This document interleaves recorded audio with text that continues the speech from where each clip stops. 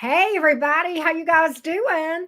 Welcome to Mini Reads. This is your opportunity to get your burning question answered.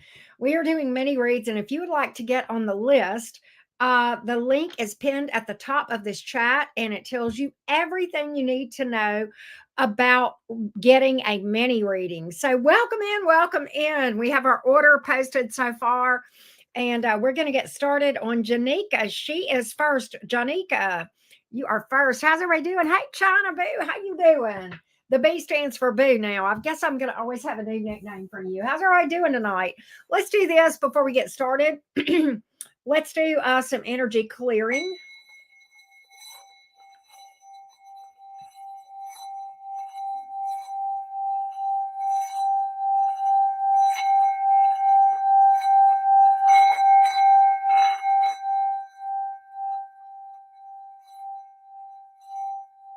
All right. Love my little sound bowl, right?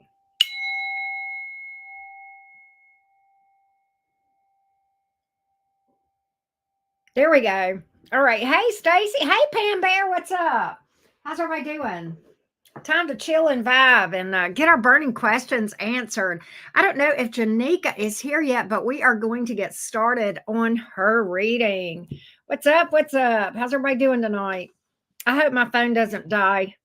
I don't have a lot of charge. I mean, I got a plenty of charge. I can see everything I need to see right here, but it just makes it easier if my phone has got a charge too, right? But anyway, all right. Hey Melba, how you doing? All right, so Janika is an Aries. Her question: can I do something to change my desire to want a husband? Because I think my love life is cursed and my heart is closed. I won't ever take that chance of being hurt again, but yet I still feel longing and loneliness that I need to stop. Help me, please.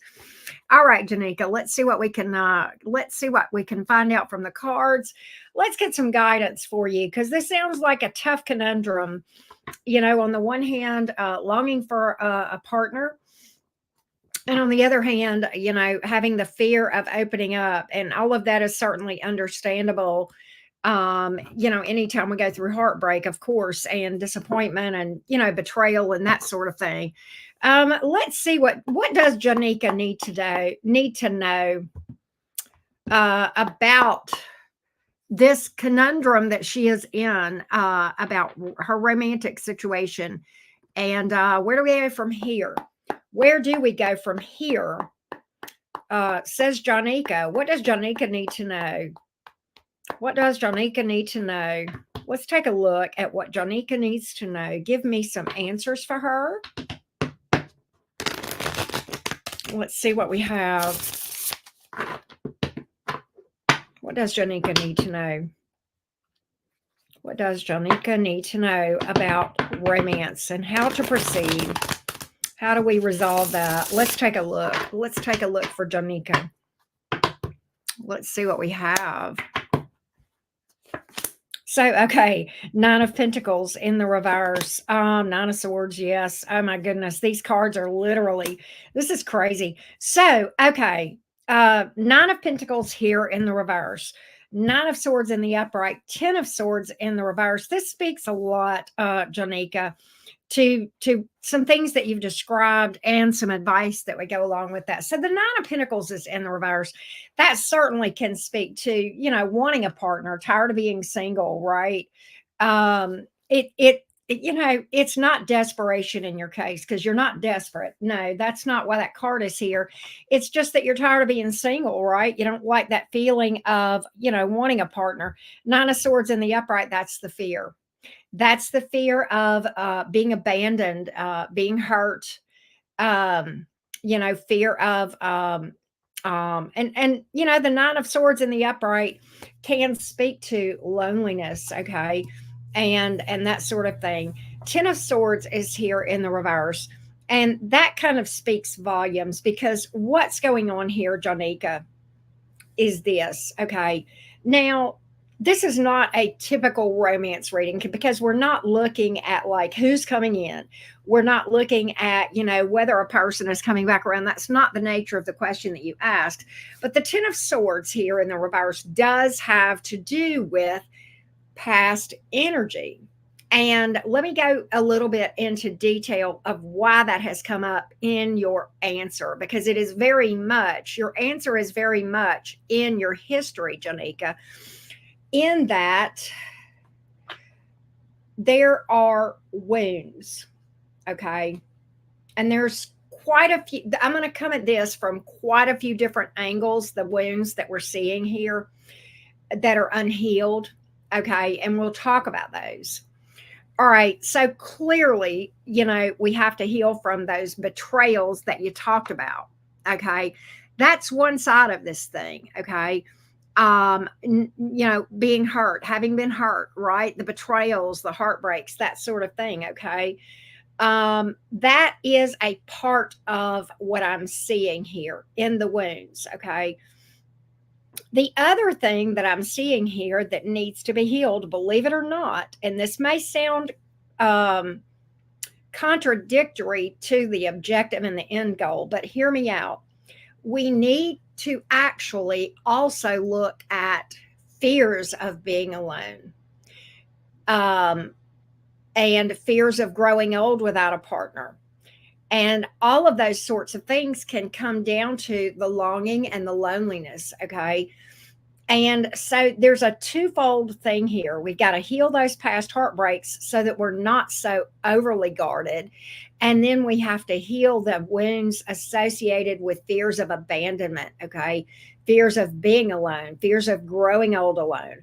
And, we're going to talk about, we're going to go into a little bit, we're going to go a little in depth on this thing, Janika, in that, having done a lot in my life, and having undergone a lot of heartbreaks in my own life, I tried a lot of ways to heal, okay? Many different methodologies, okay? And I found one that finally worked, okay? I thought something was wrong with me because I never had inner peace, okay, because of a lot. And I had very similar wounds as you. I was very protective of my heart, okay, for a long time.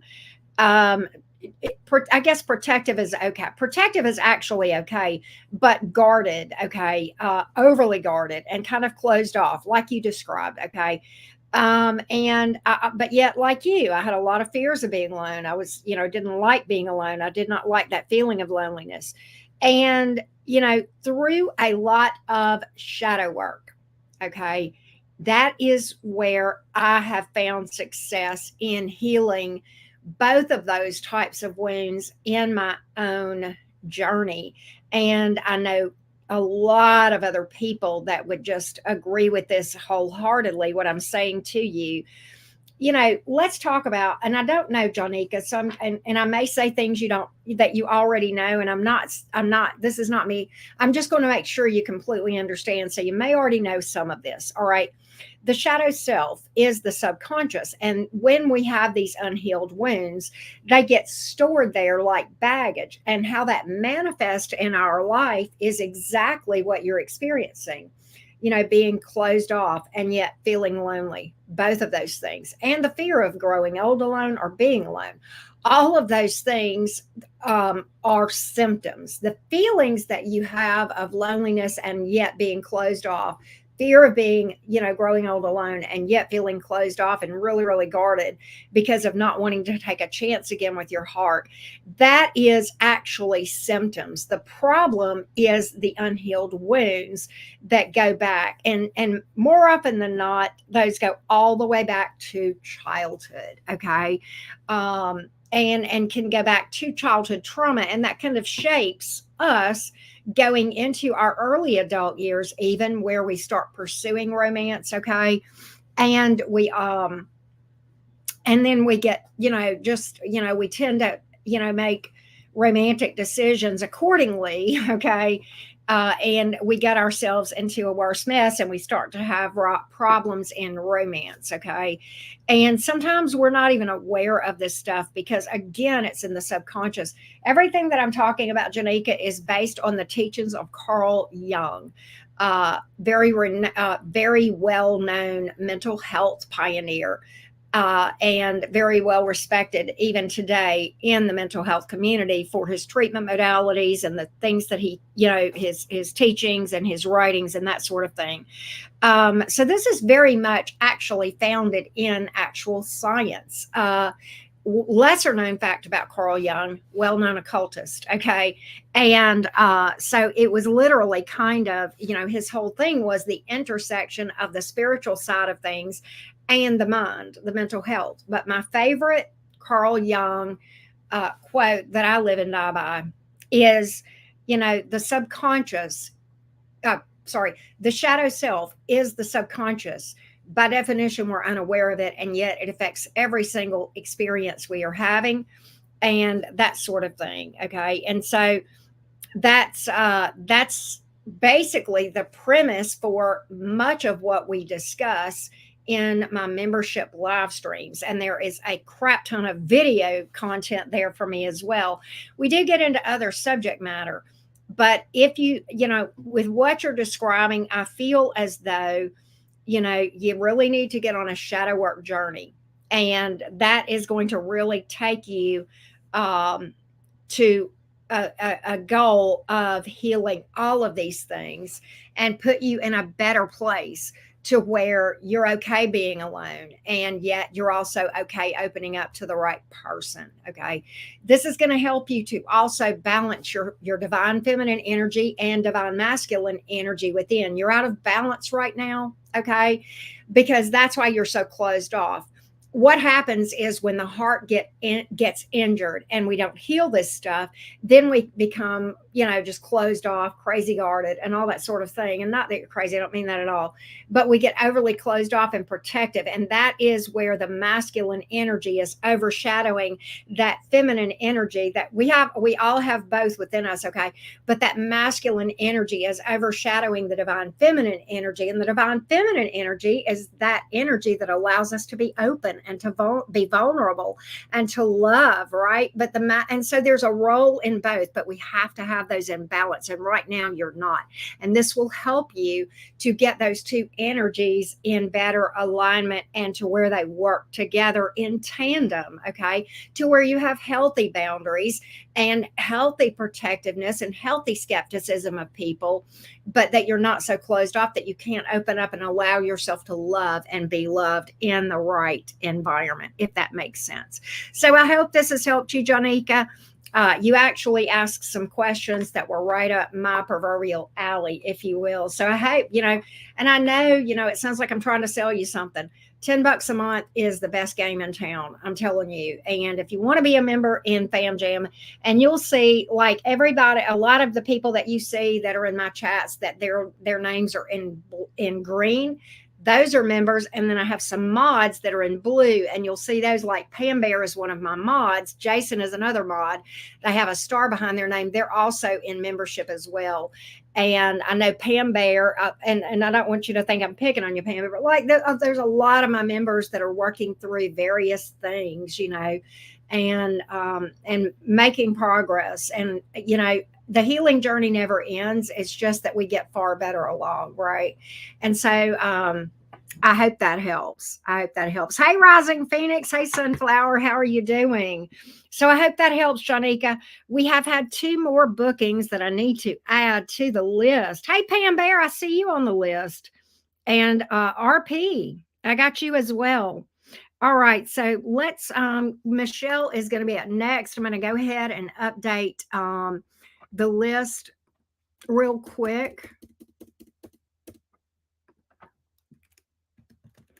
We have, let's see, after Chelsea is Pam and then RP. Okay, and I'll go ahead and update this on the screen. Here we go. Oh, I got you. I see. Okay, love.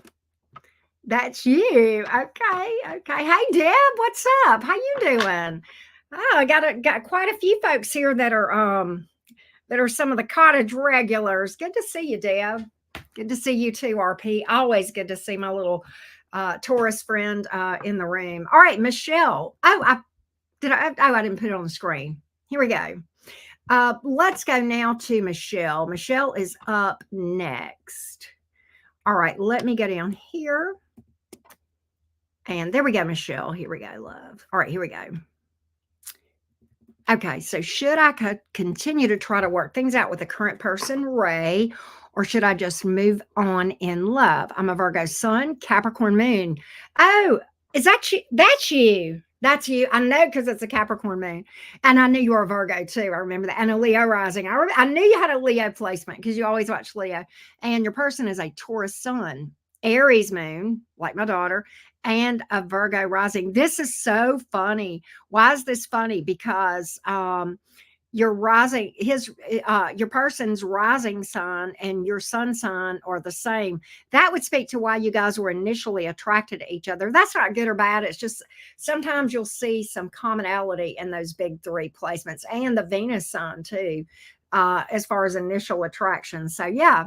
So what I'm going to do is this. I'm going to look at the energies that he is bringing to the table right now. Okay. And we'll look at it that way instead of me saying, yes, you should, or no, you shouldn't. I'm just going to tell you, everything that I see, the good, the bad, and the ugly. And that'll kind of give you a better framework. Oh, you can't share a Cancer Venus. There you go. And that'll give you a better framework of kind of what you want to do based on what you find out. We're going to look at the energies that Ray brings to the table. Taurus sun, Aries moon. God, that's so crazy because my daughter, the Aries moon, is also Taurus sun. Now she's a Libra rising, so a little bit different. But at any rate, yeah, gosh, you guys are like, that's crazy. All right, here we go. I keep talking about astrology. All right, tell me the energies that Ray is bringing to the table right now. As it relates to Michelle. Give me Ray's energies as it relates to Michelle. Let's take a look. Here we go. Let's take a look. Ray's energy coming to the table towards Michelle. Ray's energy as it relates to this connection with Michelle. Where is Ray on this thing? Where is Ray on this thing? Where is Ray's energy as it relates to Michelle? Ray's energy as it relates to Michelle. Here we go. Ray's energy as it relates to Michelle. I need another shuffle. Ray's energy as it relates to Michelle. Ray's energy as it relates to Michelle. There we go. Ray's energy as it relates to Michelle. Ray's energy as it relates to Michelle. What in the Empress in reverse is going on with the Emperor? Interesting. That don't take, okay, judgment in regard. There's obstacles here. Okay, so this is the thing.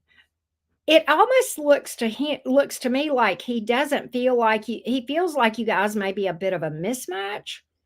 I'm not sure who's who in this thing in his mind. There are three major arcanas here. Okay, this is like more lasting energy here. But the Empress in reverse and the Judgment in reverse are bothersome to me. And it's almost as though with that Emperor card, let me just clarify that because I think I know what that's trying to tell me. But I think what's going on here is that he has some fears of losing himself, losing control of himself. I mean, that can be a thing, believe it or not. Yeah, and I had to heal from that too. But that could be what's going on here with the Emperor and the upright. Let me just see here. Let's just see. Why is that Emperor here?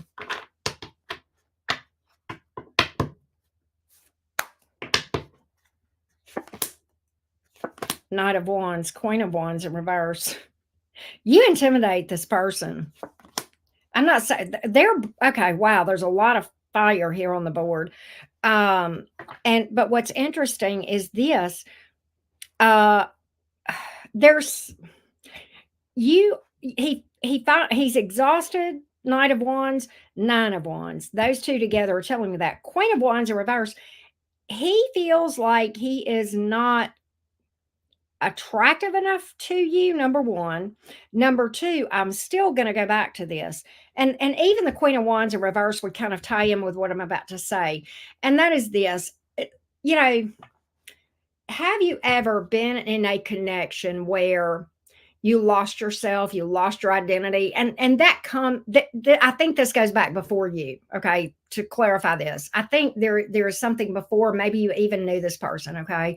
But at a time in our lives when we don't have healthy boundaries and we don't understand where I leave and I end and you begin kind of thing, and we get into a serious connection with someone and we lose our sense of our identity and who we are, and our entire identity can be enmeshed in being the partner of that person or being in that connection, to the point of when a connection like that ends, sometimes we walk away from that relationship scratching our head and saying, I don't even know who I am. I feel like a shell of a person. I don't even feel like I exist. I feel dead, all of those sorts of things. And I'm kind of getting that there are some fears associated with losing themselves, losing control, all of that. And it's kind of an interesting thing because that can happen. And I've been on the other side of that. I've dealt with that. But on the other hand, and that is true. We do need healthy boundaries to keep our own identity in a connection. But at the same time, um, control is a bit of an illusion. I've had to learn that as well. And so that control word, having control of ourselves, control of our life, control of our situation, it only goes so far. And then you have to trust. Okay. And then that's where that ability to open up and be vulnerable comes in. And so that is, I believe, the big obstacle here. And I think the obstacles are twofold here. I think one is the issue of losing myself, losing control of my life, losing who I am, that kind of thing. That's one of them. But a secondary that I get in this thing, even with the Empress in reverse and the Emperor in the upright, there's some dynamic here where I think your person may be dealing with some self esteem issues. And there's a part of Ray that feels like he's not good enough for you, that he's not attractive enough for you, or something, or that he doesn't turn you on or crank your tractor kind of thing. And that's sort of what I feel like is a secondary to this. I've got some obstacles here with the Judgment card. The Nine of Wands is kind of a tough card. Some people call that card the Wounded Warrior. I beg to disagree in a nice and respectful way, but that is not what that card means. What that card means is fighting losing battles and yet refusing to give up when it comes in the upright. It can also mean being kind of stuck in a pattern, stuck in a repeating pattern. And it can mean trying the same thing over and over again, expecting a different result, right? And kind of caught in a pattern, maybe caught in a repeating pattern here, okay? And it's almost like that's kind of what I pick up with this person, with Ray, but yet not really ready to kind of give up the ghost on that thing and say, maybe I should try something different here. And I pick up big exhaustion energy here with the Knight of Wands and the Nine of Wands. But in this case, he's exhausting himself, right? And I don't know that he even realizes that. Okay. But the Knight, I think he's kind of taking this like a Knight of Wands approach, which can be a bit chaotic. It can be very determined, as can the Nine of Wands in the upright. The Knight of Wands here is a person that is exhausting to deal with, okay? But in this case, he's exhausting himself, right? Because he's kind of caught in this rut and kind of, I don't really have a card that says stubborn, but when I take all of these combined, um, I'm picking that up a little bit, a bit of stubbornness and a bit of, no, this is going to be the way it's going to be. This is how I'm going to do. Even that Emperor, even though it's in the upright, can speak to a smidge of wanting to be in control. He is very stubborn. Oh, wow. Okay. So, yeah. Distance, possibly with the Knight of Wands. I don't get too worried about distance cards. Certainly, that can be distance between you two, not energetically, as well as, literal physical distance. But he fears disaster. That's another thing with the Empress card in the reverse. Okay. That's another thing here. He fears disaster. Wow, I constantly tell him he always wants stuff to work on his time, his way. Yeah, yeah. the emperor in the upright is not always like that. It can be a smidge that way. Now you get that emperor in the reverse, you've got somebody that's truly a douche, and I don't have that. I have the emperor in the upright. Okay, I think if this emperor were in the reverse, and that's who you wouldn't, this wouldn't be your person. You wouldn't even be here talking to me about a person that was, embodying that energy. But I think these are the struggles here. And I think, quite honestly, he's not really ready to deal with this. That's why the 9 of Wands is in the upright. So he's pretty stuck in this rut. He's pretty stuck in this pattern. I think he finds you attractive. And I think the problem is he finds you attractive. That part's fine. He doesn't find himself attractive. You know what I'm saying? I'm going to see where this might likely go. Just real quick, I'm going to pull another card or two on this thing and see, and then we'll go on to Heba. Let's see. 5 of Swords, Star reversed. Whew. King of Cups in reverse. Does that mean he doesn't love you? No, that is not what that means. It doesn't say he does, and it doesn't say he doesn't. But what it does tell me, I mean, it could, but what it does tell me is there is a lack of emotional maturity. And I'm not saying he's immature. I'm saying when you develop emotional maturity, the things that I've talked about, you kind of come to understand a lot more. Okay. If that makes sense. All right. The Star reversed, unhealed wounds, and the 5 of Swords in the upright. That's trust issues there. And again, kind of being fearful of allowing control, which is what has kind of been a central theme in this thing. But that's what I have. That's what I have, love bug. Yeah, just not ready. Yeah, that's me. That I can't tell you what to do, but it's kind of just like, right? It's just kind of stuck there. So I hope that helps, sweetie. I hope that helps. All right, let's go to Heba. Oh, I think somebody else booked. They did. All right, I have Tania. You are after RP. And when I update the list on the screen, sweetie, I will add your name. But let's go to, who is next? Heba. There we go. An Aries female, and S is a Cancer. Been speaking and meeting recently, and I like him. He has a background of illegal stuff, but has been done and starting a fresh new start since last year. Well, good for him. Hats off to that your Cancer person that you're talking to. Would the card say he's worth it if he's actually consistent on waiting on a new start, or just claim to so that you'll give him a chance? What will be the outcome? Okay, so let's take a look, Heba, and look at how S is coming to the table energetically. You are welcome, China. Thank you for booking a reading with me. All right, let's look at how S, the Cancer, is coming towards the table towards Heba. How is this Cancer coming to the table towards Heba? How is this Cancer coming to the table towards Heba? How is this Cancer coming to the table towards Heba? How is this Cancer coming toward Heba? How is S, the Cancer, coming towards Heba, please? Let's take a look.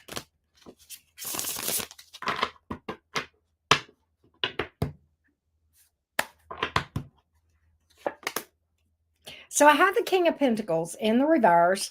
That, given what you've told me, I'm not overly alarmed by that, but we're going to see. 9 of Swords is here. Let's take a look. Hang on just a second.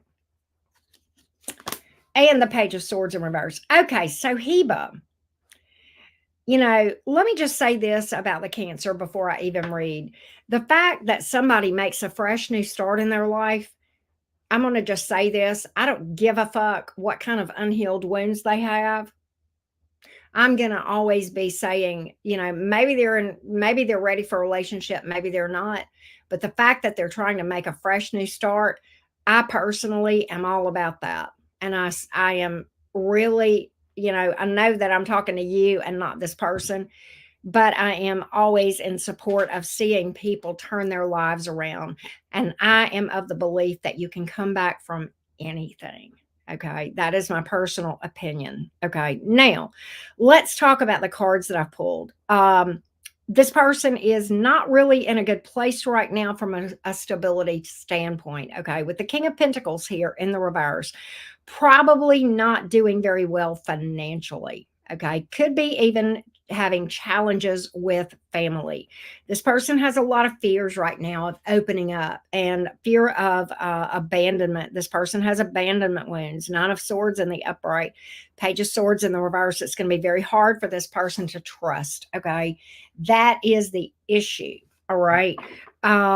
What happens a lot of times is when you have unhealed abandonment wounds, people can push people away from they might push the very person away. It's kind of like what is it, avoidant attachment disorder. There's an unhealthy attachment thing that I'm seeing here as far as how this person would connect to others in relationships. Between these two cards, what this is telling me is that this person would be very suspicious of you and want to watch every move you make. Okay, because they themselves have fears that you would betray them, you would do something behind their back. They also have fears of abandonment. This person has a lot of fears coming into this thing, and I think perhaps one of the hardest things on a relationship is fear, because what happens is we will bleed on people and hurt people who didn't hurt us. Okay, these wounds go back before you ever met this person, and yet you will be the one to be on the emotional roller coaster with this person. So I don't necessarily pick up that this is a bad person, but they would hurt you even if they didn't mean to. Okay, because they themselves have so many wounds that are unhealed. Yeah, okay, let me just say this. This person has very good intentions for you. The problem is they have a lot of unhealed wounds, unfinished business here from the past with the World card in the reverse.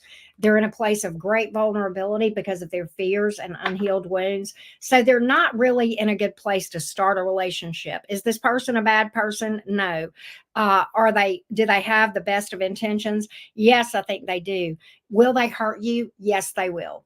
Okay. So, and if you don't understand that, then you don't really understand how unhealed wounds can affect a connection. But that's exactly how. And so that's what I'm picking up here, Heba, unfortunately. And that's what I see. That's what I see. All right. So right now, you would ask if he's worth it. I never like to look at that way. I'm not going to ask the cards a yes or no question. I'm going to ask what he is bringing to the table and let you decide if you want to go down that rabbit trail with that person. I can tell you what that will look like. It will absolutely be an emotional roller coaster. You will be hurt. You will be pushed away. You will be watched very closely because this person has trust issues. And just yeah, it would just be a lot of trauma on you, to be honest. That's what I have. All right, let's go to Anika. In fact, let me update my list real quick. We've got some more to add. After Tania is Caitlin. Hey Caitlin, what's up? Candace. Hey Candace. And Dinda, D-I-N-D-A. That's pretty. All right, so let me update my list on the screen real quick. That was, there we go.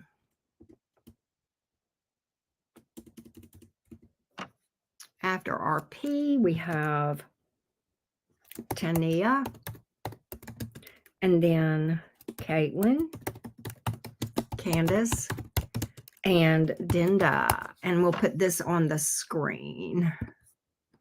Here we go.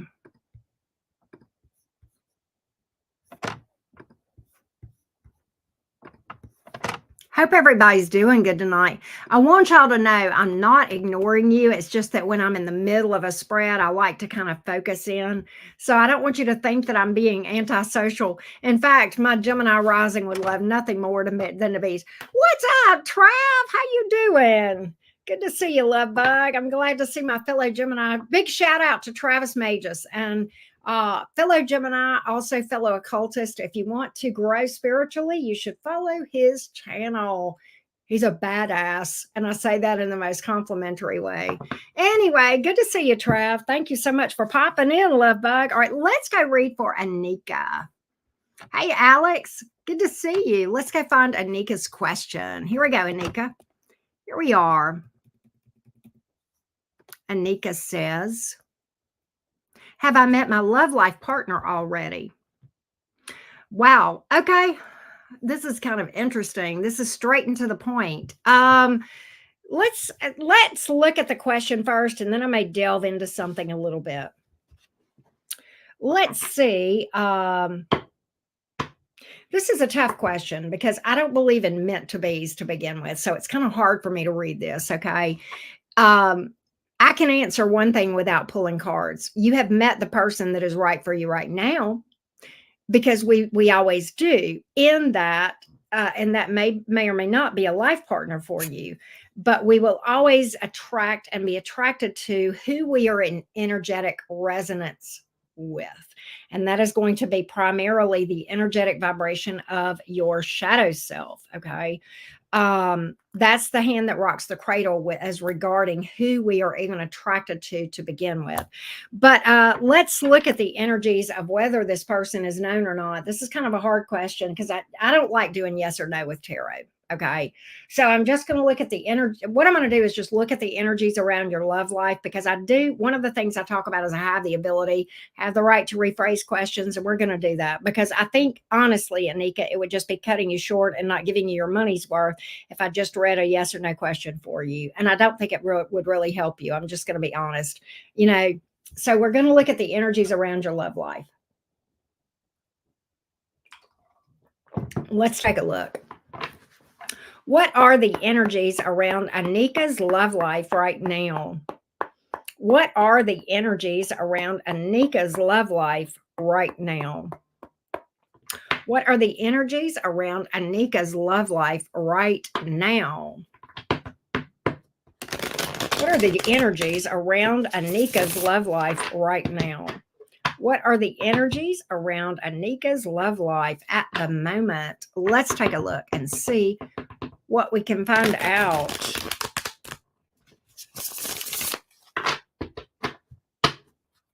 Here we go. So I have the Nine of Pentacles in the reverse. We'll talk about that. Page of Pentacles in the reverse. All right. And the Two of Cups in the reverse. And I know why that Two of Cups came in the reverse. All right. And I can tell you. I'm going to go backwards from this. All right. The Two of Cups in reverse is the lack of being in it can be relationship failure or just no relationship. That's your energetic vibration right now. All right. The Page of Pentacles is here in the reverse. Page of Pentacles is an interesting page. Okay. And that is sometimes the Page of Pentacles has to do with a student or learning and having a lot left to learn before this can become this. Okay. Now, this is the main character of your entire reading. And this is what's wrong. This is why this came up in the reverse. The Two of Cups, you're not in energetic resonance to attract a partner right now. And why? Because this right here, Nine of Pentacles in general is a card about being single and happy when they come up in the upright. When they are in the reverse, this is a person who is lonely. It is also a person that can be desperate. It is a person that is consumed with finding a partner. And what happens when we are lonely, we give off the vibration that we don't enjoy our own company, i.e., I'm not fun to be around. I don't even want to be around myself. Why should you want to be around me? That pushes people away. Secondly, when we are consumed with thoughts of wanting a partner, we are repelling that energy and making it further away. There is a one of the laws of energy has to do with this. And I want you to hear me out. What we chase runs from us. Does that mean that I think you're chasing potential partners? No, not at all.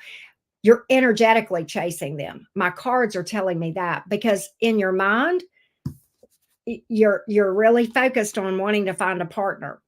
When we are in the energy of I want this, and the universe says, yes, okay, I'll leave you in that vibration of wanting that, meaning you'll never have it. Okay. There is a big energy. What you're doing without realizing it is energy. Yes, what we chase runs from us. And because you're throwing so much energy towards this, I have no idea if you're chasing people or not. I don't know if you're on dating sites. For all I know, you're living in your house, not ever leaving. Okay. But if energetically this is a big focus for you, you are actually pushing it away. You are energetically chasing this from an energetic standpoint. Now, could you be doing it too? Possibly. I doubt it. Probably not. Okay. I can't say because I don't know, but I can tell you that the energies that I'm picking up on, you're literally pushing people away from you because you're giving off in your subconscious, not in your conscious, in your subconscious energies of desperation. I'm desperate. And you don't realize this. Where are these energies? Why is it in your subconscious and you're not aware of it? Because I know you're probably sitting there listening to me going, I'm not desperate. Consciously, maybe not. But let me tell you what matters. What we know we deserve up here, it has nothing to do. You can say every kind of affirmation you want to in the world, okay? And it means really very little. What you've got to understand is this: the subconscious, which is the shadow self, where all these unhealed wounds are, okay, that create this energy to begin with. That's what actually dictates the kind of romantic experiences or the lack of romantic experiences that we have. It affects every single experience we have. And if you want to know what kind of condition your shadow self is in, then look at your life experiences. They are a literal mirror of that. And if you are not having success in love, this is trying to get your attention that you actually need to take a break completely from trying to find love and come back to the ground table, right? Come back home, come back inside, focus on yourself, and do some deep processing of unprocessed and unhealed emotions, okay, which is called shadow work, okay, where you deal with those things in the subconscious, which is literally what's causing your problems. Okay. And so that is what we do over in membership is we literally talk about the hows and the whys and why it matters so much. Right. And so that's what is your biggest issue. And that is the challenge. And the tough part about this is, Anika, is this is going to stay this way. This will not change unless you make it change. You have to become the alchemist and take this energy in your shadow self that is giving off vibes of desperation, okay? And you've got to alchemize it and make it to a place where your shadow self says, hey, I am single, I'm vibing, and I'm happy. And you're going to have to be amazing to change my relationship status, right? Literally. And that takes some time and it takes some work. And I know that sounds very cliche and very cheesy, but I can assure you from having walked the planet 59 and a half years, it has made all the difference in the world in the type of people that I attract, the type of people that I am attracted to, and the experiences that I have romantically and otherwise with every single person around me. And that's really what we're talking about here. And there's a lot to learn. There's a lot right now that you're not seeing, okay, in that shadow self because it's in the subconscious and it's time to take a break altogether and get love. Love needs to really be when you're in this vibration, love needs to be the last priority. You, Anika, need to be the first priority. You need to take a break and say, you know what? I'm worth it. Okay. I'm worth it or not. But the longer you put this off, the longer you put off better romantic experiences. So I hope that helps. All right. Let's go to Alexandria. I need to update my list too. After Denda I'm going to put Shiva, Sheva. And I'll update my list on the screen too. But there we have it. Okay, let's see here. Next up is Alexandria. And then we have Shiva.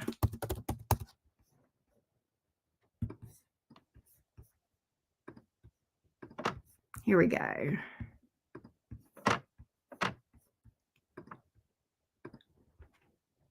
There we go. That's fair, Melissa. I can't say anything because I lived a long time before I started to realize what it was going to take for me to change my life experiences. It's challenging, and we don't often have those tools that we have access to until later in life, right? So let's look at Alexandria. Here we go. Alexandria asks, what can I expect to receive in abundance in the next 2 months? Okay. This is kind of hard for the tarot to read. What I'm going to do is predict the next 2 months, okay? And I don't know if we're going to get abundance or not. It kind of has a lot to do with planetary energies and your own energetic vibration. So we are going to revamp the wording, Alexandria, and look at just an overall energetic vibration of the next 2 months and what you might likely experience, okay? All right, let's take a look at the next 2 months for Alexandria. It is a little, understand this, time really is an illusion. It really does not exist, okay? So, is this hard and fast? No, this is just the immediate future, okay? And just keep that in mind. That's one reason why I put on my terms that I don't predict timelines, okay? But we're going to look at the immediate future and what you can expect vibrationally as far as your own experiences. Alexandria, let's take a look. Here we go. What can Alexandria expect over the next few months? What can Alexandria expect over the next few months? Let's take a look. Let's see what we got here.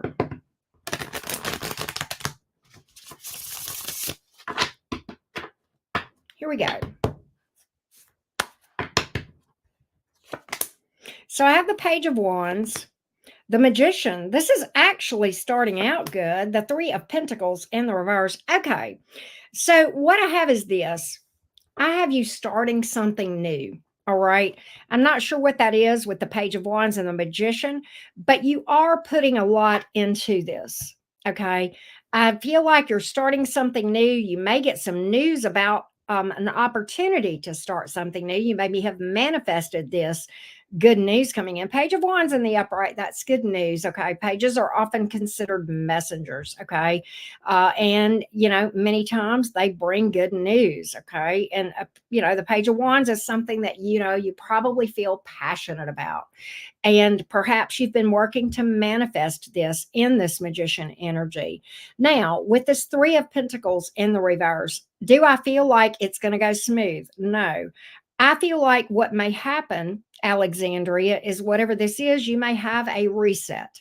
I think you are going to experience some things that if you weren't wise, you might consider failures. However, failures are only failures if we don't reset and relearn and try a different way. Okay.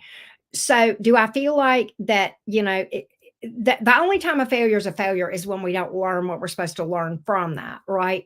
And the real trick in this is to take those resets and, instead of calling them failures, either we win or we learn. And in this case, you're going to have some resets along this journey, okay? You're going to have some bumps in the road, and there may be times where you question whether you're on the right path.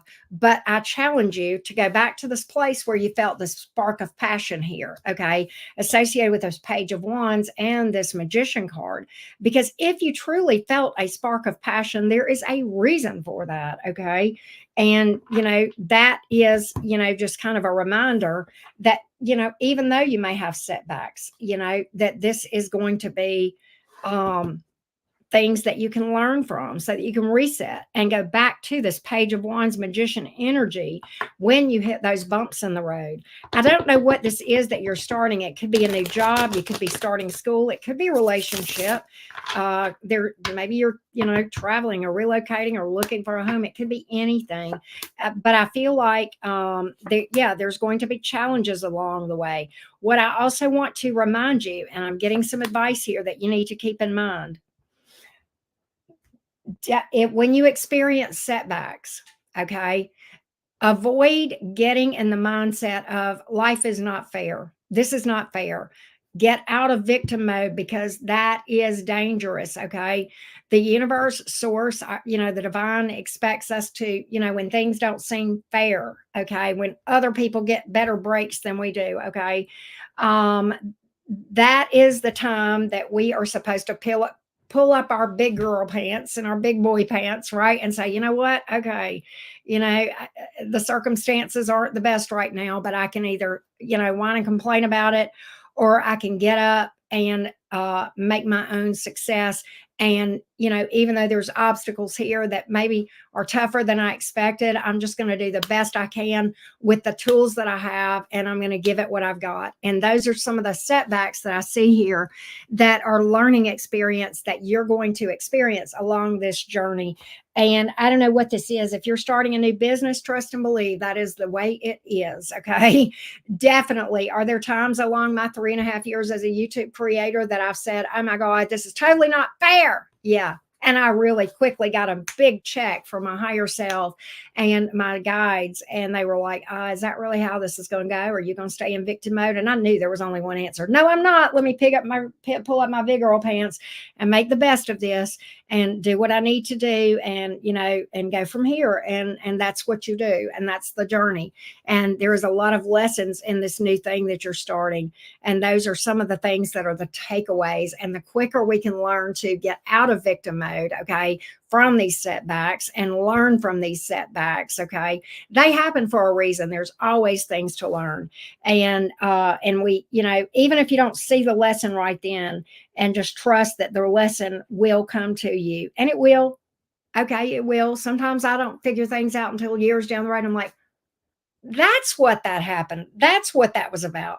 Okay, I'll have those moments throughout my life, and you will too. But you've got to be open to receive them, and in the meantime, you've got to have an element of humility about you, that it's okay. Life ain't fair, and that's just the way it is. And I can either make the best of it or not. I can learn from mistakes. I can learn from these resets, or I can let it take me down. So a lot of this success, the ball is going to be in your court, and that's what I'm picking up here. All right, let's go to, I think that Aviana is next. Yes, Aviana. And let's see, I had Maila, Maila. I've got you on the list, and I will put you up on the screen the next time that I that I update the list. Here we go. All right, let's go to Aviana. Here we go, Aviana.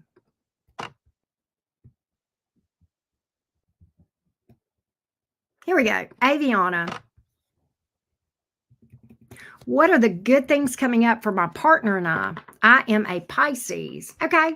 Hey, Aviana. So let's look at the future outlook between you and your partner. Here we go. Let me get a sip of water. Understand this. Every single thing that happens to you is for your greater good. So what we're going to do is tell you what the future holds for your partner and you. And trust and believe, no matter what the cards say. And it may be that you're happily ever after or not. Okay. But trust and believe it is for the good. Regardless, you've got to trust that. Okay. You got to trust that. All right. Because it's true. Everything works for the greater good, which is certainly in alignment with your own greater good. Okay. Because we are all connected. Now, let's look at the future between Aviana, the Pisces, and her partner. The future between Aviana and her partner. Let's take a look. The future between Aviana and her partner. The future between Aviana and her partner. The future between Aviana and her partner. What does the future look like before this connection for these two? Let's take a look.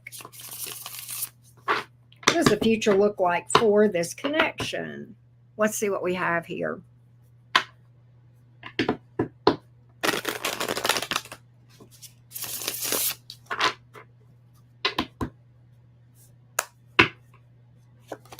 So I have the Ten of Swords in the reverse. I have the High Priestess. I have the Hangman. So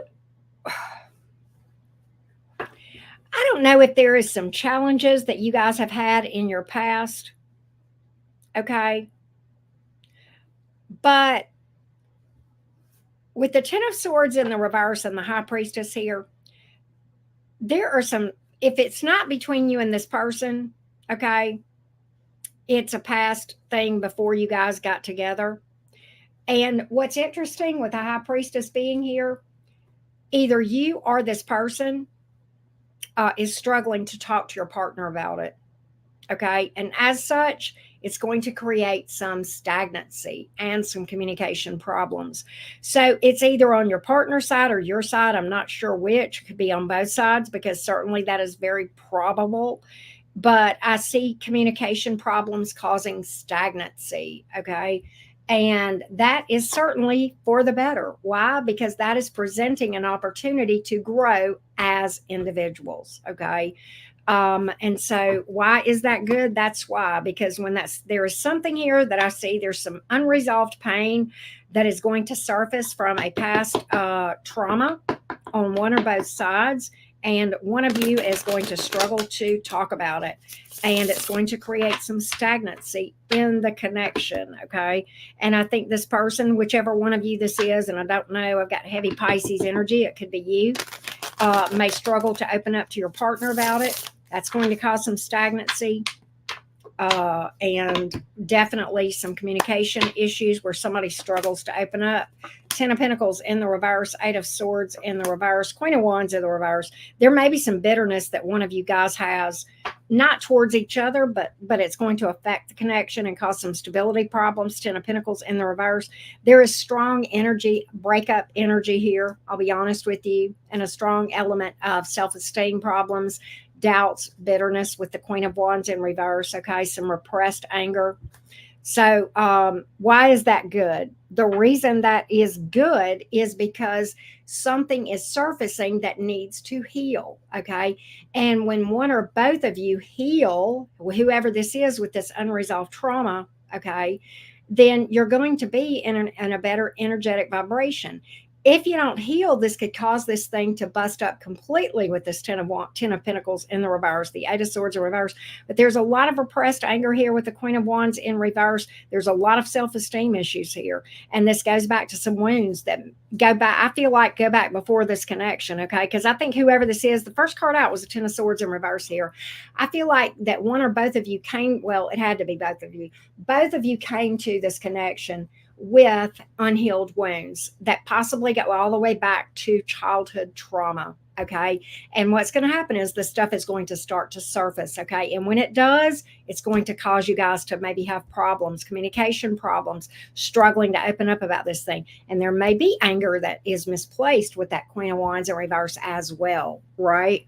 Yeah. And this is, yeah, it's very much a new opportunity to see from a new perspective. And it's a better perspective because you're gaining self-awareness, and it is part of shadow work and healing and integrating that shadow self and becoming aware of those things that are unhealed and starting to work through and process those things. So it's an opportunity. Is it going to be tough? Yes. Okay. Change and leveling up is not usually easy. Okay. It's not. In order for us to really level up, many times we have to be placed in uncomfortable situations that are unpleasant. And I'm using those words lightly. Sometimes it can literally hurt like hell. I mean, all right, if I'm just being completely frank with you, not always, but sometimes, right? And it's an opportunity to level up and see things from a new perspective and gain a lot deeper self-awareness, which is really going to be helpful for both of you, whether or not this thing survives this or not, regardless. Okay. So it's an important time for you. And that is what I see going forward for you, Aviana. All right. Can I take a quick break and I'm going to walk? My heater is running and I like it's dry. I'm sweltering in here because it's so hot. But Travis does, Pam Bear, and that is his channel name, Travis Magus. And he is cool. He's a cool Gemini. He's more laid back and reserved than I am. He's not as crazy as me, but like he's very, very knowledgeable. I would definitely recommend. He does like about, I think once a week he'll do tarot readings over on his channel, and for like mini reads and stuff. But he does other types of teachings too around spirituality, the occult, and stuff like that. And so, yeah, I definitely feel like it's a good place to go to learn for sure. Let's go to Anastasia. Anastasia, as soon as I get back, I'm going to read for you, but I have got to go turn this heat down or I won't be able to breathe. All right, here we go. Here we go. I'll be right back. I will be right back. Sit tight, Caroline. I'll be right back.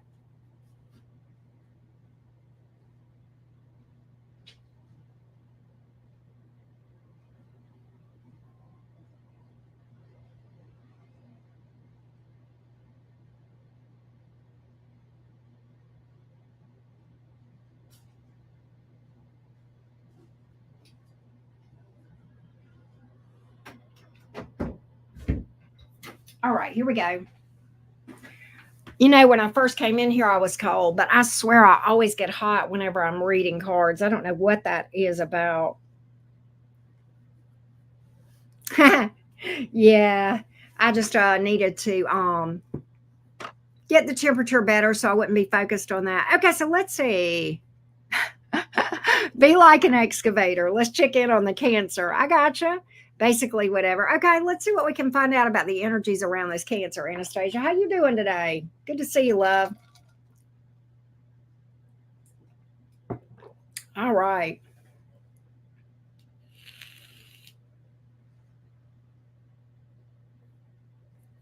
Let's check in on the energies of this Cancer. Here we go. The energies of the Cancer.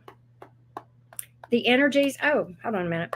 The energies of the Cancer as it relates to Anastasia. The energies of the Cancer as it relates to Anastasia. Let's take a look at the energies of this Cancerian towards Anastasia. What's going on here? What's going on here for Anastasia?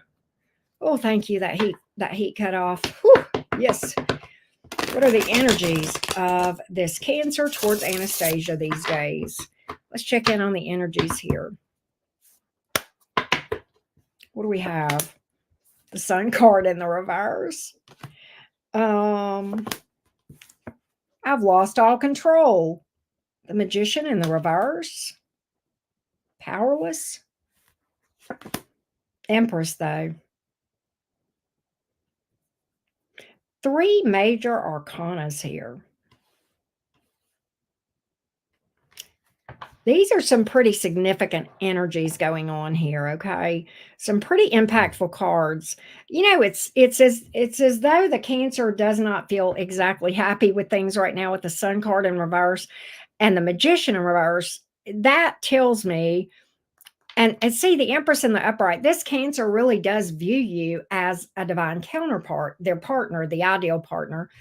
And yet, with those other 2 cards, the feeling is that it's not going to happen, right? With the Sun card in the reverse, okay? That there's not a happily ever after with an ideal partner here, okay? And there's really nothing I can do about it. Okay, this is me speaking on behalf of your Cancer that you're referring to. And I've lost all control of the situation. I'm really powerless. There's just not anything I can do to turn this Sun up, back in the right, in the right place here. And I just feel powerless, and I'm not sure what to do from here. And God, I hear that song, I'm losing you, kind of like, but that Cancer kind of, that's the energy here. I'm going to get a little bit more. I'm going to do my excavation here. This is some pretty significant energies that this Cancer is feeling at the moment. All right. those majors like that, very big energies. And this is pretty impactful. I would say with these three major arcanas, this is like the overwhelming overall thing of what is going on in the mind of this Cancer at the moment. All right, let's see what else we have here.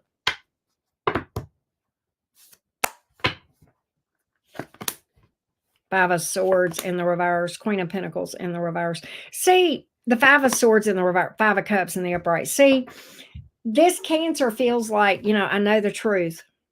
I know the truth. Five of Swords in the reverse, Five of Cups. That's certainly a card of disappointment, tears sometimes, okay? The Queen of Pentacles in the reverse, okay? Again, just feeling as though a loss of stability in this thing. There's a lot of cards speaking to, even the Five of Swords in the reverse, the way that I read that, it's a resolve. It's kind of, there's not a happiness here at all, okay? It's more of, it is what it is. There's nothing I can do about it. I see the truth. I'm not happy about it, but it's a very, it's a resolve. Like I just have to accept this. That's the energies that I'm picking up here.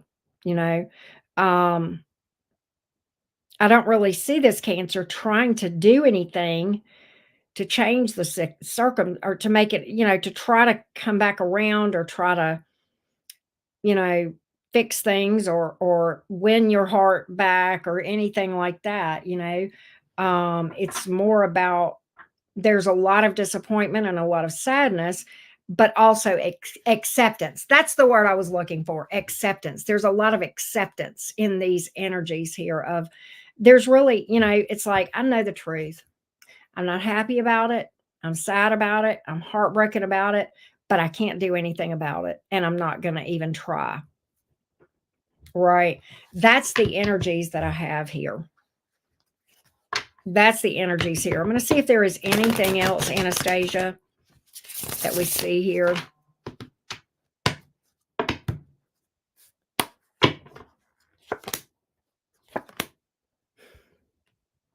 Wow. See, all right. Remember how I pulled the Queen of Pentacles in the reverse earlier? I don't know if I showed you that card. I've got the King of Pentacles in the upright. So again, I've lost my partner here. And the next card out, Three of Swords, heartbreak, pain, possible third party. Six of Pentacles in the reverse, feeling like things are one-sided, like I'm in this, but they're not, kind of energy. That's it. There's a lot of resolve and acceptance in this. There's not happiness, but there's resolve, if that makes sense. It is what it is. It is what it is. I'm not happy, but I have to accept this because I got no choice. Right. That's what I got. Hey, Miss Virgo, Lisa Lee, what's up? How you doing? What up, what up? All right. Even on the bottom of the deck, the way I read the Four of Cups in the reverse is something great slipped right through my fingers. The missed opportunity card. And that was on the bottom of the deck. When I looked over, I was like, wow, that's just, yeah. Let's go to your next question. I think somebody else is on the list. Oh, yeah. Hang on a second. All right, let's see here. We have, all right, after me, I need to update my list. Melissa S. Okay, here we go. All right, let's update.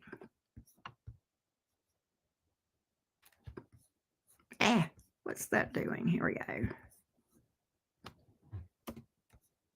After Shiva is Maila, Maila, and then Melissa.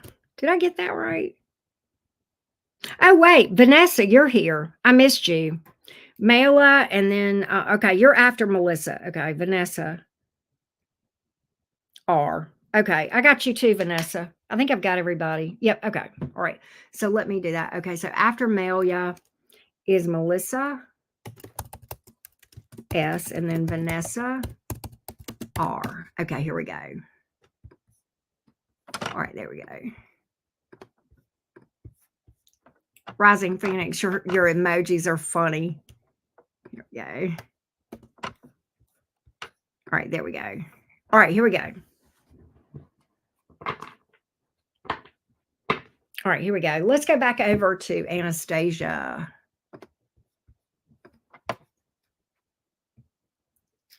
Your second question. Aries. Okay. Unsaid words. I don't know. Okay. Thoughts, feelings, and let's just see what the energies are here, Anastasia. We'll do that. Let's see what we have.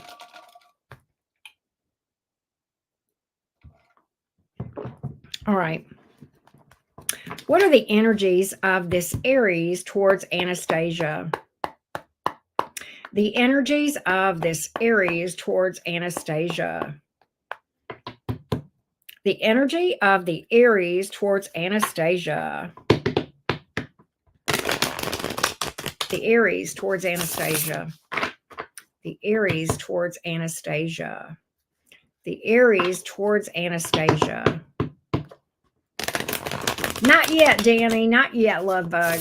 Okay, here we go. The energies of the Aries toward Anastasia.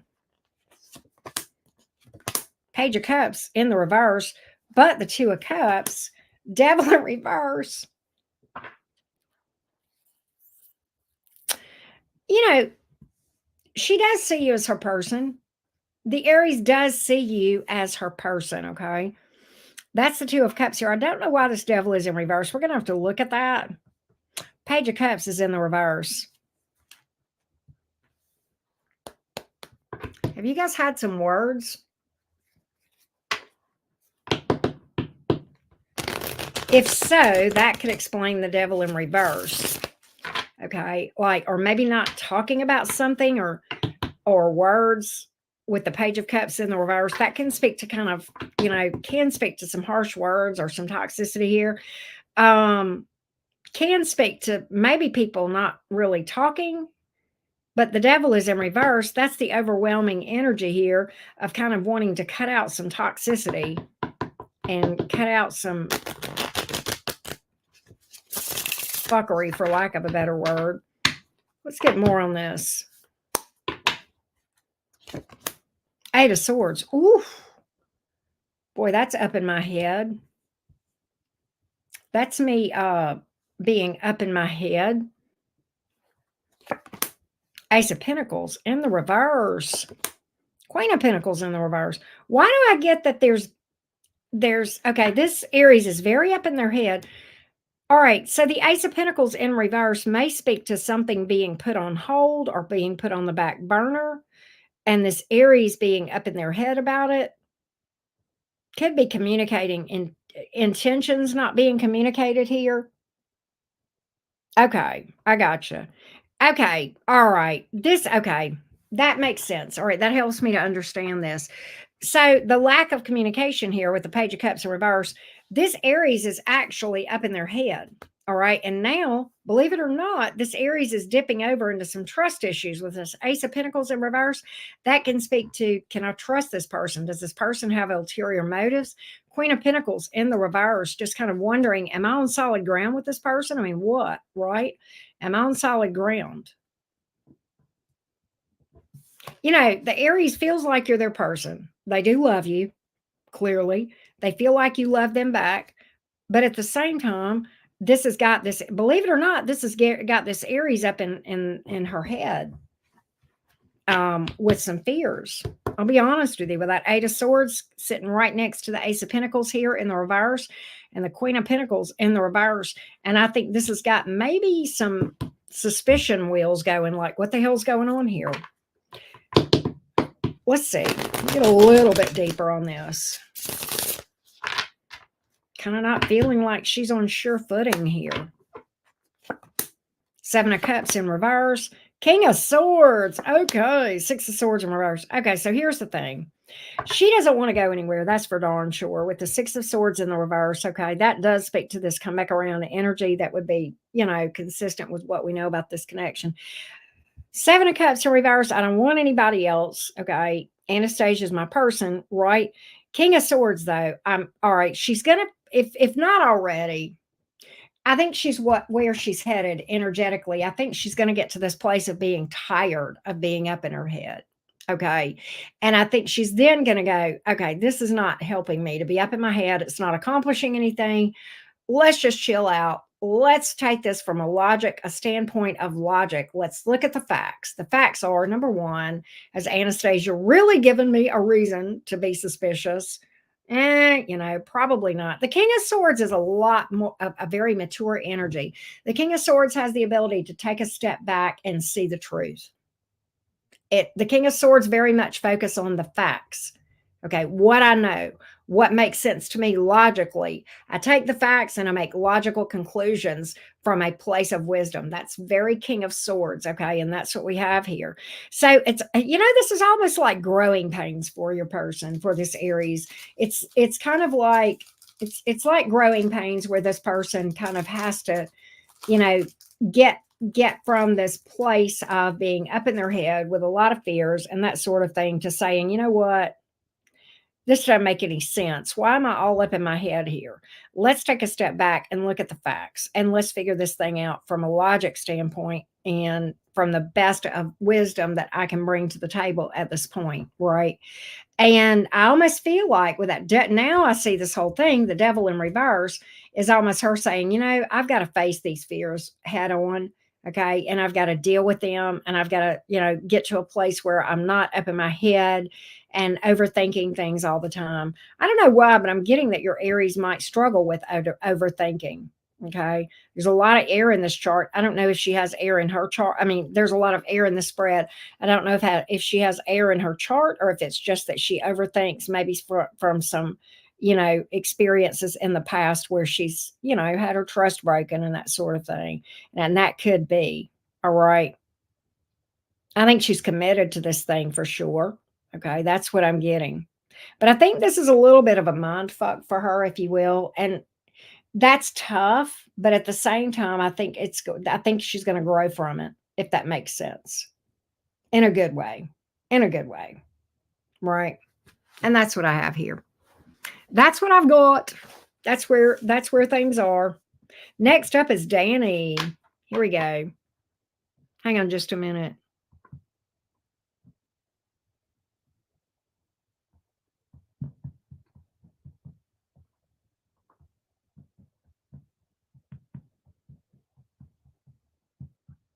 All right. My daughter had texted me.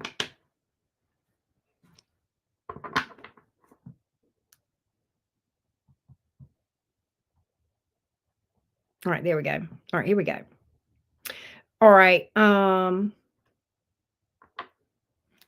Gemini and Venus. Oh, okay, yeah. So it does impact her love life. It's funny because the Eight of Swords is one of the minor arcana that can represent Gemini energy. And in fact, I don't know if Travis is still here, but Travis did a reading for me the other night, and the Eight of Swords came up, and it's literally like the first decan of Gemini. And he pulled that card, and I'm a first decan Gemini, so it was crazy how that happened.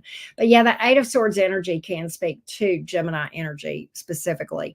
It's air energy, but it's definitely an up in your head, arguing with yourself kind of energy sometimes, right? Overthinking. All right, so let's go to Danny. What's up, Danny? How you doing? Good to hear from you, love. Let's see what's going on, Danny. Where are we going here? Here we go. Here's your question. What do I need to know right now? I don't know. Let's find out. There's Trav. Trav, I'm not going to say this publicly because of just, things. You have no idea. And that's all I'm not saying anymore because, yeah, okay. But yeah, you have no idea. All right, let's go. Let's find out, Danny. What does Danny need to know? What does Danny need to know? There she is. All right, here we go.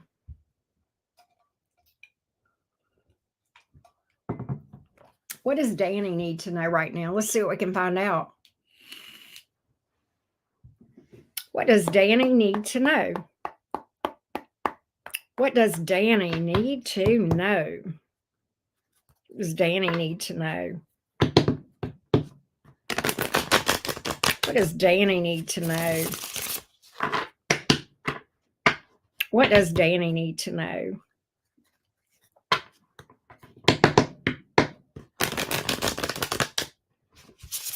Does Danny need to know?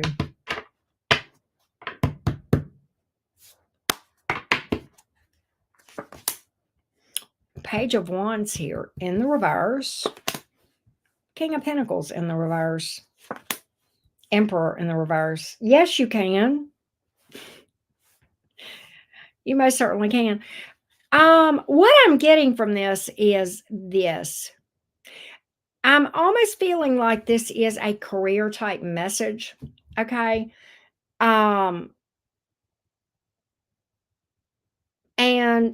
I feel like with that page, the first thing I thought when I saw that Page of Wands in reverse is she's waiting on getting some information. She's waiting on a green light. She's waiting on communication or before taking action to do something or awaiting things. And I feel like this is career because the King of Pentacles is in reverse and the Emperor is in reverse. And that Emperor in reverse in this thing speaks volumes. And that, of course, that's the major arcana here. But it's kind of a feeling of powerlessness. Like, what do I do? I can't go forward until this is in place or that is in place with my goal, with pursuing this career move. Okay. And, you know, or maybe you feel like it's the timing. Okay. But hear me out.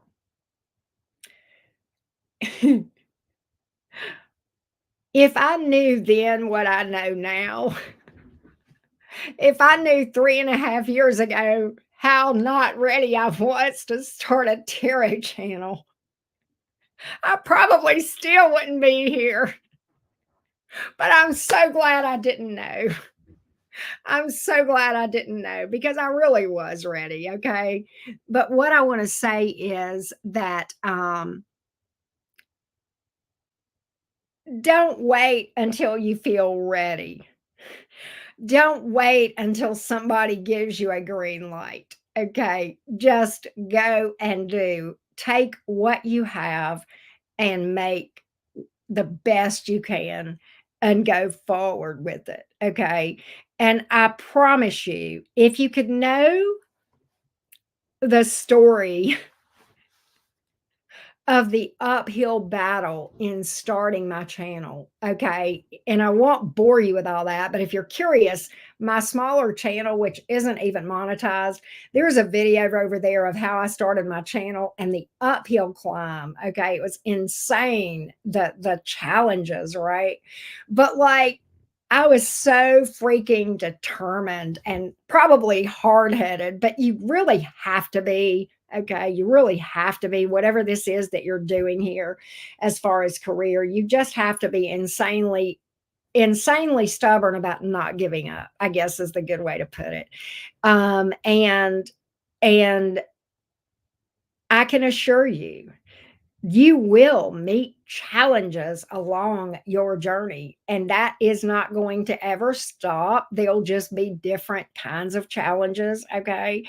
And even after you get to a place where you're monetized and you're making money, and then you're dealing with, oh my God, I got to keep making money. I got to keep making money now. What the hell, right? Now I'm on my own. I'm self-employed and, and all this kind of stuff. You'll have all those challenges. You will have some bumps in the road. It is not going to be smooth. And I think I got this in another reading earlier, kind of something similar, right? Failures are only failures if we don't learn from them. Failures are I don't even like that word. There is such a thing as failure. When we have a setback, okay, a reset, a setback, and we don't learn from it, okay, or work in spite of it and be determined to work around it, okay, and keep going. And then realize that if we don't see the lesson now, we might get it we will get it later. Trust me, you will, okay. Because sometimes I'll have setbacks and challenges that happen to me, and I'll be saying, I don't know why this is happening, but I know that's for a reason, and I'll figure it out. I'll know what I'm supposed to learn when I'm supposed to learn it. Okay. You will have challenges. You will have stuff that, you'll try things and it won't work. And you'll be like, okay, well, that didn't work. Let me try something else. I mean, and that's, you just never give up kind of energy here. And so you're more powerful than you think you are with this Emperor here looking at me in the reverse. You definitely have the tools that you need. Listen, let me tell you, I started my channel. I went to, I had a phone. I went to Walmart and bought one of those little $20, phone holder things. And I had a deck of tarot cards already. And that was it. Okay. And, the rest is history. And that's what I've got here. And I'm kind of the mindset to ask you, what are you waiting for? Right? You have the power. You have some tools available. I believe that. Everything may not be perfect, and that's okay. All right. But you can work around the challenges. Okay. You can. And that's what I'm really picking up that you need to know right now, Danny. I hope that helps. I hope that helps. All right, let's go to Chelsea. Let's see here. Let's go to Chelsea. Where was I going? All right, here we go, Chelsea. Well, thank you. I appreciate the feedback.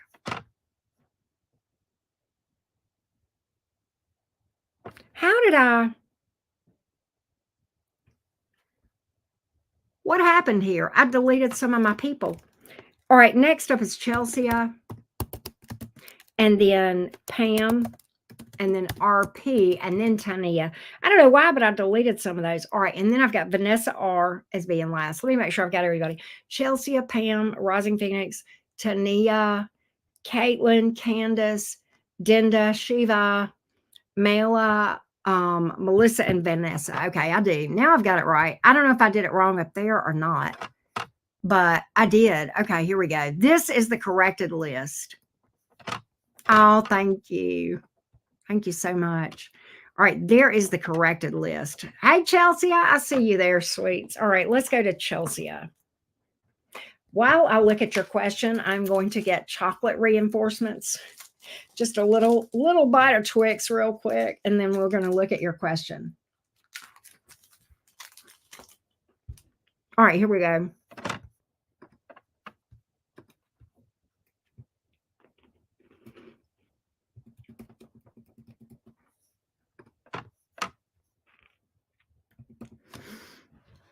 Okay, so this is a yes/no question, which I hate with tarot. So we're going to rephrase it. Will I get my necklace back from DB? Not sure if I will receive a proper closeout or if it's already the end. So what we're going to look for, Chelsea, we're going to read the energies of DB towards you, and we're going to ask, is DB going to be, is the energy look fair? Okay, does it look like DB is going to, there's a lot of cards that can speak to underhandedness and deception and sneaky. And there's a lot of cards that can speak to honesty and fairness, okay, and that sort of thing, okay? So we need the overall energies of DB towards you, Chelsea. The overall energies of DB towards Chelsea. The overall energies of DB towards Chelsea.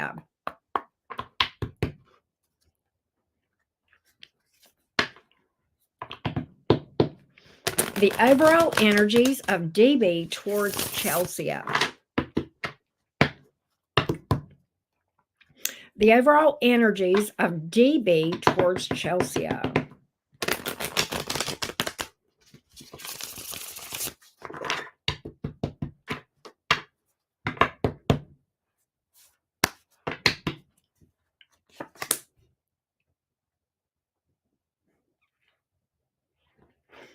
Wow. This is literally one of the cards I was literally had in my head that would speak to this. Whenever I said there are a lot of cards that can speak to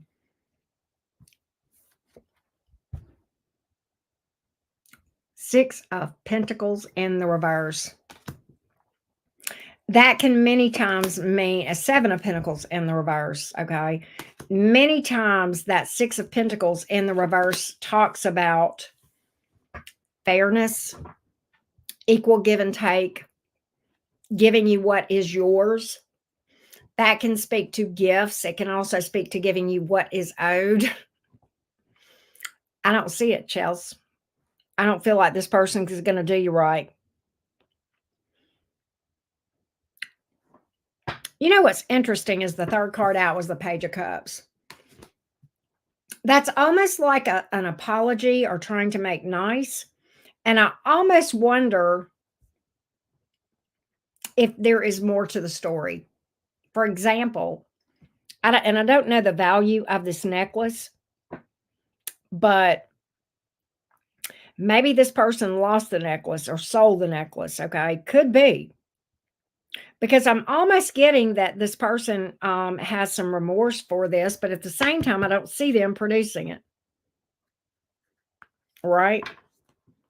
I think you'll hear from this person for sure with the Page of Cups. That can be an apology, but I don't see them making it right. I don't see them making it right. Yeah. It's interesting because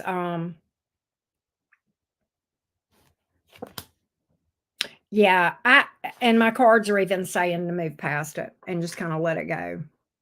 Yeah, just let it go. Right. Oh, the person's blocked. Well, that's the energies here, the desire to reach out. All right. The desire to reach out.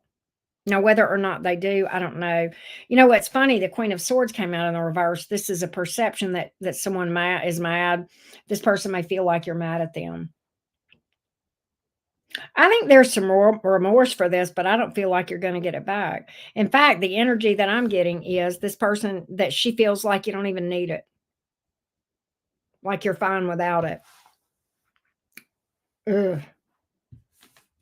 That's what I got. Wow. That's crazy. That's what I got, Chelsea. That's what I got. That is literally one of the cards I was thinking would come out. What I was hoping would speak, the Justice card would be another card, upright or reverse, that would speak to that. There are some cards in the swords that would speak to that one way or another. Sometimes the Moon card, maybe, kind of, sort of, but yeah. But that would be the card that would speak. That and the Justice card would be the two cards that would, in the way that I interpret cards, that would speak to that one way or another. And literally, that was the first card that hit my table. So yeah, the overall energies don't look good for it. Well, it's just a tangible thing. It doesn't have to hold you to this person. No, it absolutely doesn't. You can heal from that. Even the Six of Swords is about healing. You can heal from that. You can release any grudge that you have and go forward. And I know that's hard. Listen, I get it. And I could write you stories about thousands of dollars worth of possessions that I lost with connections and I was screwed out of it. And I just don't care. If they can live with it, I can live without it for sure. That's kind of how I look at it. Yeah, fully release it. Exactly. So let's go to Pam Bear. Let's go to Pam Bear. Let's go to Pam Bear. Here we go. All right, Pam. Here we go. General, whatever comes up. Okay, let's see what we got going on. You're welcome, Chels. What does Pam Bear need to know right now? What does Pam Bear need to know right now? Let's see here. I already know for a fact that whatever looks good to me is not good for me. So not looking for romance, whatever the cards pop out. All right, let's see what we got here. What does Pam Bear need to know? What does Pam Bear need to know? Hello, Scorpio Stylist. What does Pam Bear need to know? What does Pam Bear need to know? What does Pam Bear need to know?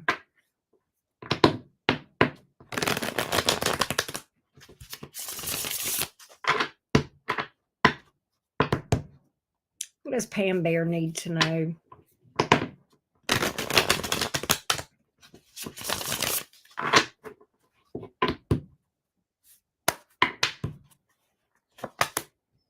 King of Cups in the reverse. High Priestess. Ten of Wands in reverse. It's a time to put your energy into yourself. It's a time to focus on you and continue to. Um, the High Priestess, that is the major arcana.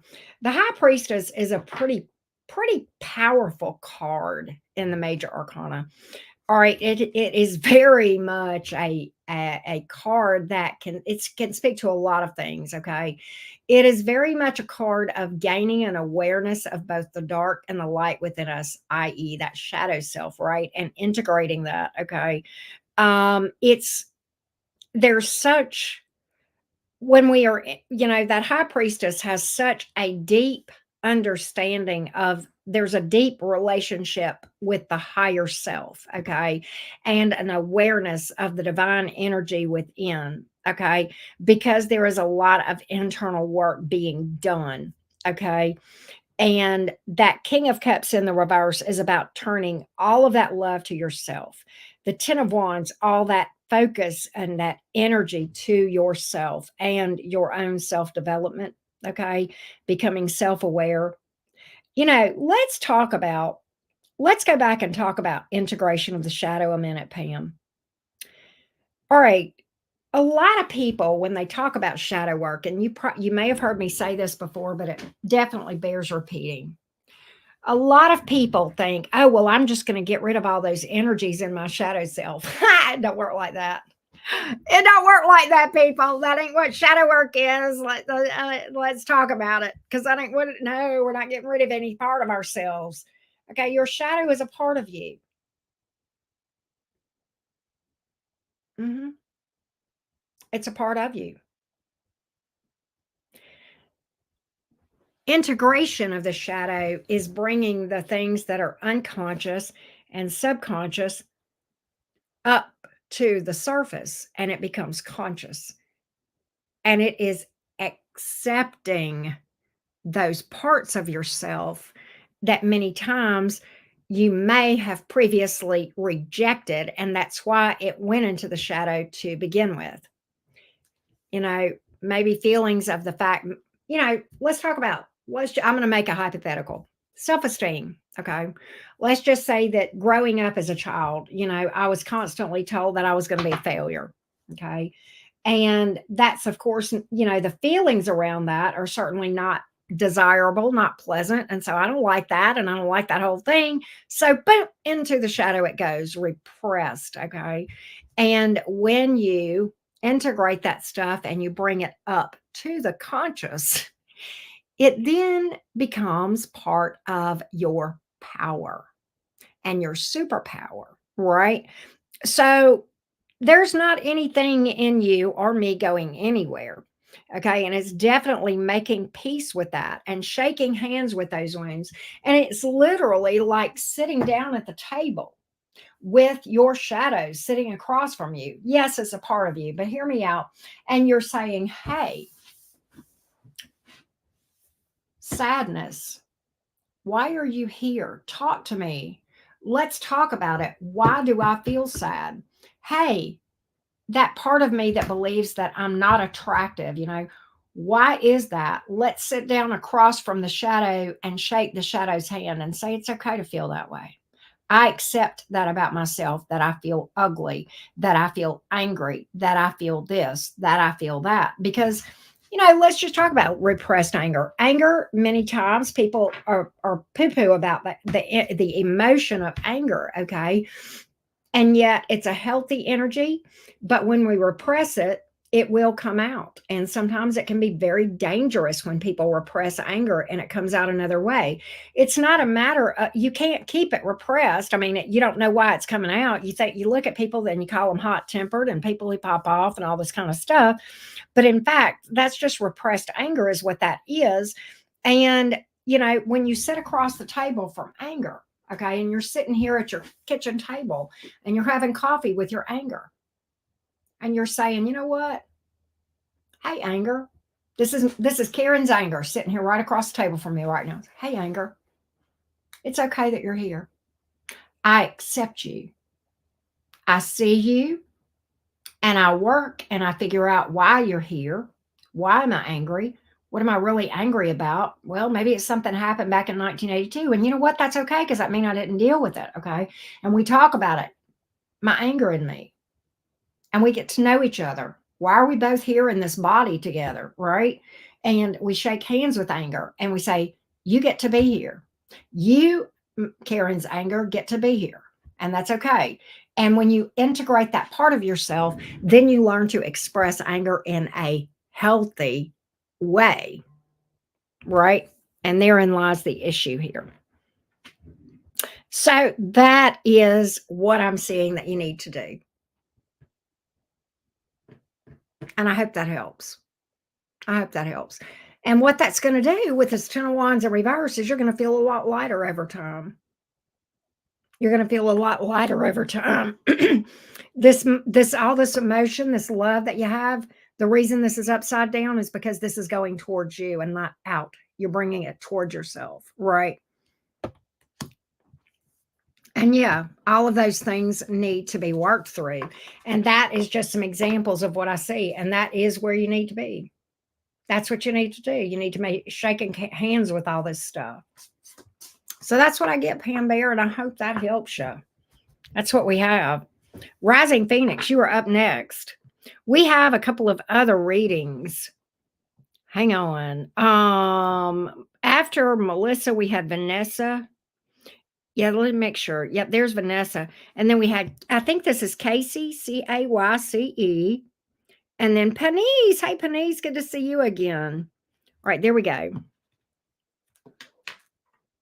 Well, thank you, Candace. Thank you. There's so many ways to describe it, right? And there's so many ways to process through that stuff too, you know? There's so many ways. There's just countless ways. And I don't know all the ways. I just know the ways that I know about, but that certainly that list could be much longer, right, than what I know. But here we go. Let's go to Rising Phoenix.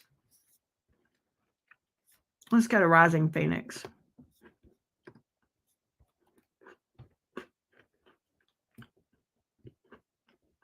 There we go.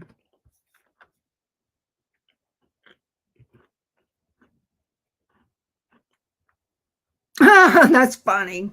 I got you, love. And by the way, have peaceful dreams if you, or I don't know if you made it, if you're still awake or not, but have amazingly sweet dreams. And I hope you see this in the morning. What does Rising Phoenix need to know most?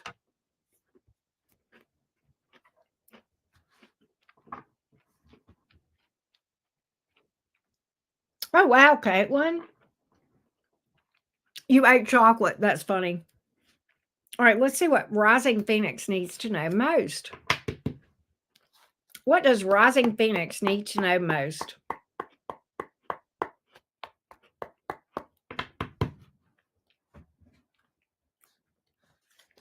What does Rising Phoenix need to know most? What does Rising Phoenix need to know most? What does Rising Phoenix need to know most?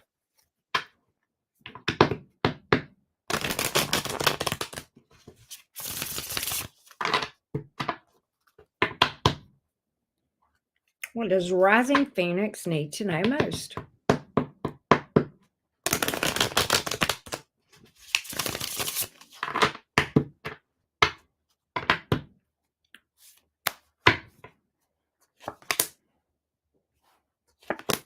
There are changes coming, trying to happen, that are actually good. But for some reason, I think this makes you nervous. And I feel like this could really be things working for, well, I know it's always for us, right? But I really think that this is a balancing of the, you got three major arcanas. What in the world? Death in reverse, justice, and chariot.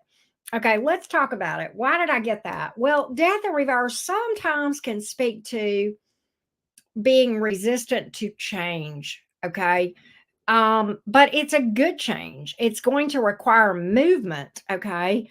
Maybe literal movement, but like for some reason, you may be struggling with, I don't know what the hell this is, Rising Phoenix, but for some reason, you may be struggling with how this is going to be, how this is going to work out. You may feel a bit unsettled. Okay. It may make you feel unsettled.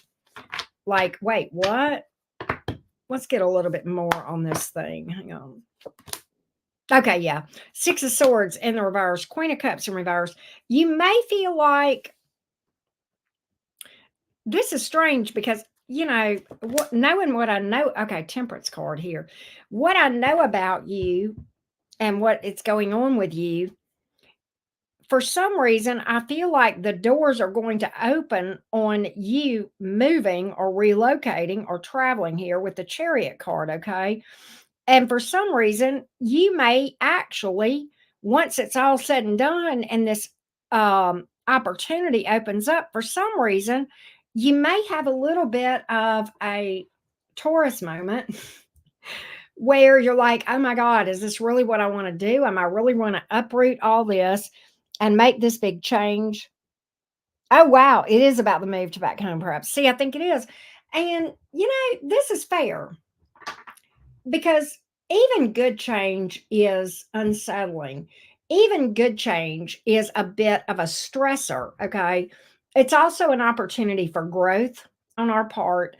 But at the same time, I almost feel like when the things really open up for this, you're going to be like, oh, what have I done here? You know? And I very much feel as though that you might have a little bit of a moment or two, and I don't think this is lasting, but I think this is a moment or two of second guessing yourself. It's like, oh my God, what have I got into here? I think it's going to go well for you if you'll give it some time with the Temperance card here. You've got major arcanas really lining up in a good way for you. Okay. But I've got a little bit of ambivalence coming through from you. Do I feel like that is short lived? Yes. And I feel like if you're patient with this, things are going to be very nice. Okay. But yeah, and I'll be honest, that I do that. Believe it or not, I know Geminis embrace the heck out of change. We love change, but on the other hand, I have a Taurus stellium, so I feel you. Okay. I feel you. You know what this makes me think of? And you, of all people, Rising Phoenix, will find this funny because, of my, I have a Taurus daughter. You're a Taurus. It makes me think of whenever, you know, my pregnancy with my now 18-year-old Taurus, very much planned, very much wanted. Okay. It was not even unexpected, except that it was because it was such a long shot of getting pregnant to begin with. Okay. But we wanted that. I really wanted that. We both wanted that. Okay. And then when I found out I was actually pregnant, it was like, oh my God, what the hell I got to do? I got a baby inside of me. I'm responsible for another human, right?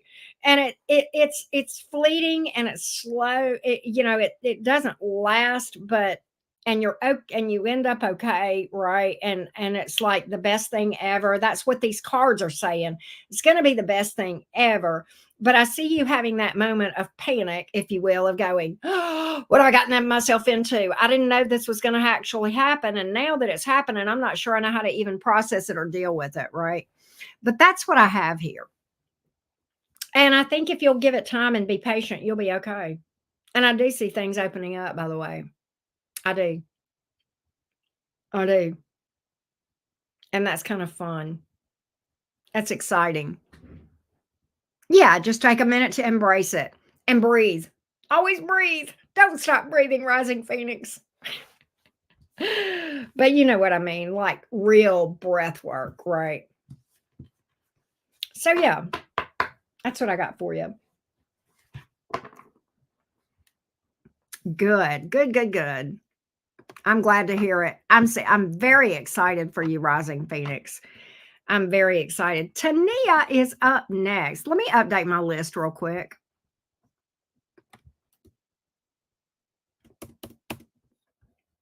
And then I got to add two. Let me put this on the screen. Oh, I misspelled that. Here we go.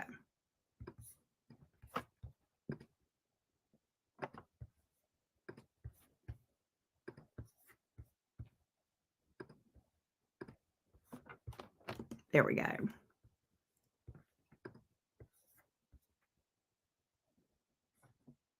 All right, Tania.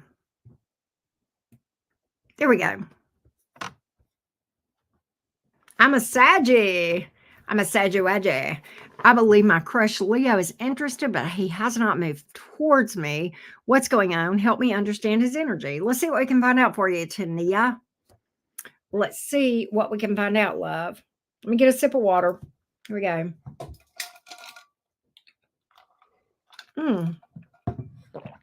Oh, hey, Anastasia, you're after Pennies. I've got you on the list, and I'll put you on the screen the next time I update on the screen. All right, here we go. I'm going to go back to this question again.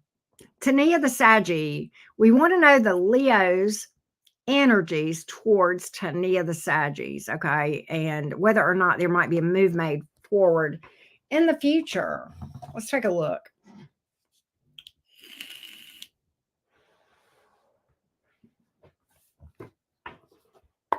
What is the energy of this Leo towards Tania the Saggy?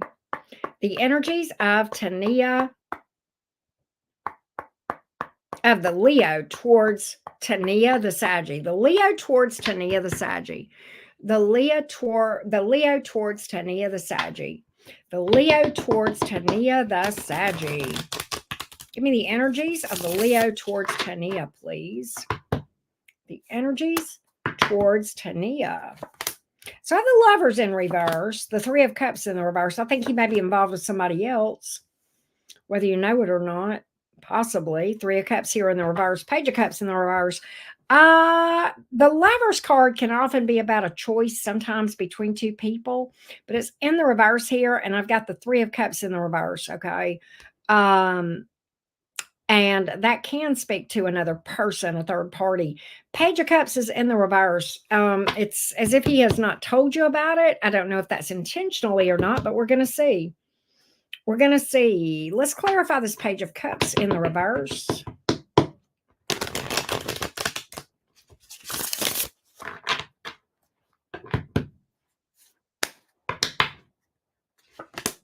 Six of Swords in the reverse. It could be somebody he's got some history with. It could be an ex that he may be hung up on. Yeah, he's stuck on an ex. I got very stuck energy, okay, on a past person. Okay, the Six of Swords in the reverse. The King of Wands is in the upright. That's where he's passionate about. And the Chariot in the reverse, very stuck in this energy of somebody in the past. Do I feel like he's with that person? Maybe, maybe not, but that's who he's fixated on. Somebody from his past. He's very fixated on somebody from his past. So I feel like right now his attention is elsewhere. All right. And you know, that's why I believe the Leo has not moved towards you, because his heart and his energy is really with a past person. And I don't know if they're reconciling or not, but I can tell you he would very much like that. That's what it looks like to me. All right. Because the Six of Swords in reverse can speak to that. All right. As far as wanting to reconcile with a person from your past.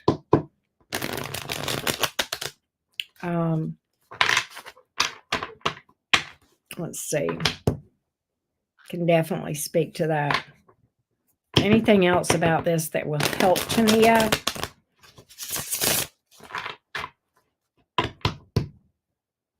What we got here?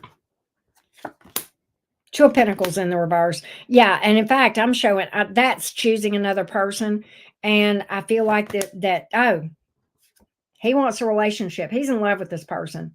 See, the Two of Cups in the reverse is making a decision to go different play to another person, and this he may even be with this person. If not, that's the plan. Absolutely, absolutely. That's what I got. That's what I got. Hey, is it Dej, D-E-J? I got your order for a reading. So we're going to update the list a little bit as well. Caitlin, you are up next. Let's see here. After Penise is Anastasia, then Dej. Okay, here we go. This is what we have right now. Hey, Stratosphere, how you doing? What up? Glad you're here. All right, let's go to Caitlin.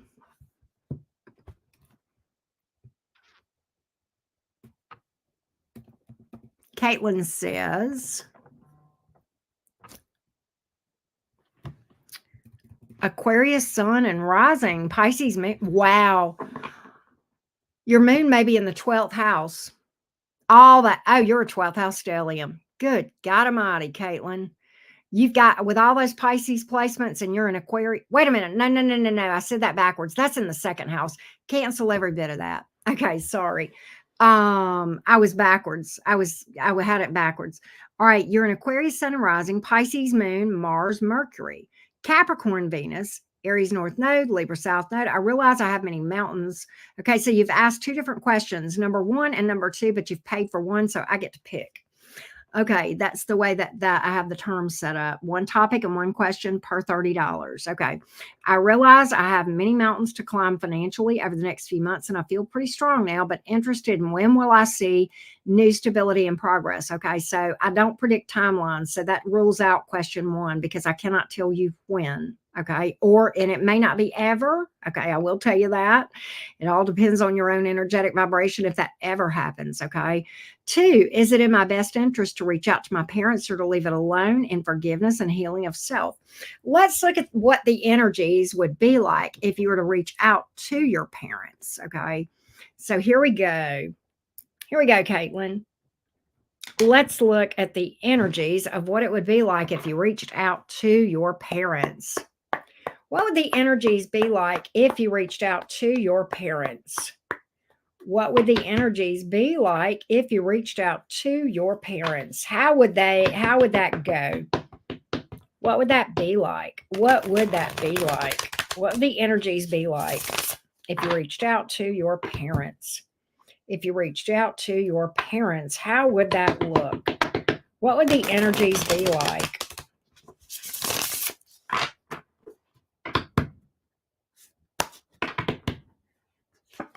So,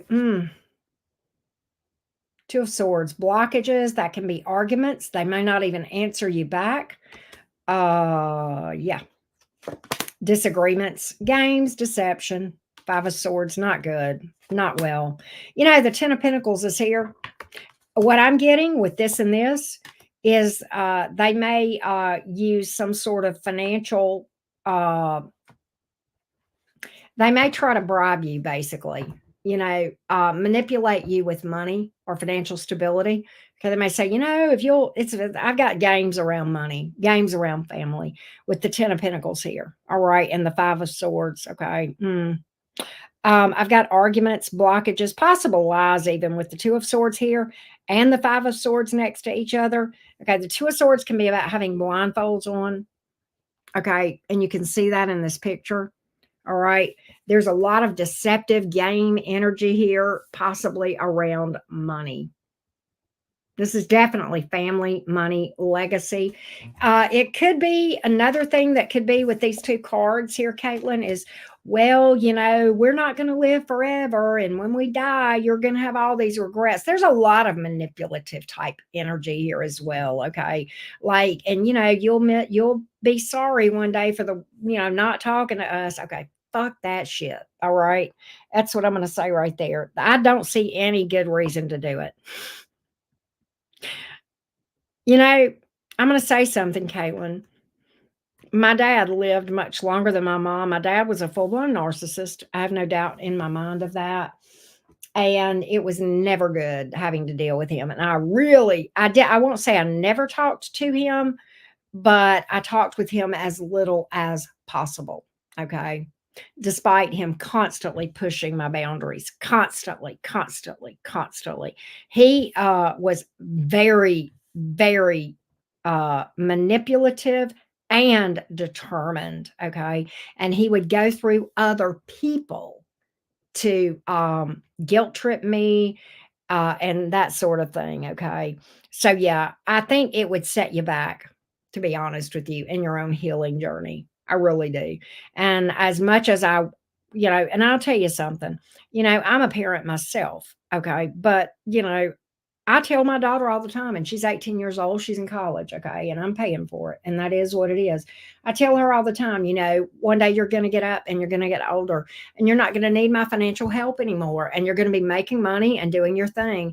And I hope that you will choose a relationship with me because you like me, not because you feel like you owe me anything. My responsibility as a parent is to do what I need to do to set you up for success. And if you choose to have a relationship with me, I want it to be a choice. I don't want you to ever come see me because you feel guilty, out of obligation, any of those reasons, because no, you don't owe me a damn thing. I hope we choose to be happy, as you grow into adulthood and become an adult young woman, right? But yeah, but that's what I've got here. Got a lot of manipulative energy. It's a very, that 5 of Swords is also a win at all cost. Like, I'll tell you whatever I need to tell you to make you to get my way. That would be my dad. He passed away, and I'm not, just because he passed away a year and a half ago, I'm not going to paint him any differently than the reality that I lived in. And that's just what it is. And it took me a long time to heal and forgive. That was fucking hard. It was hard. It was tough. I have dealt with so much repressed anger from that and from other things in my life too, but that was a big, big one for me. Trying to heal that, if you will. Elizabeth, I have you on the list after Deej, and I will put you on the screen momentarily. All right.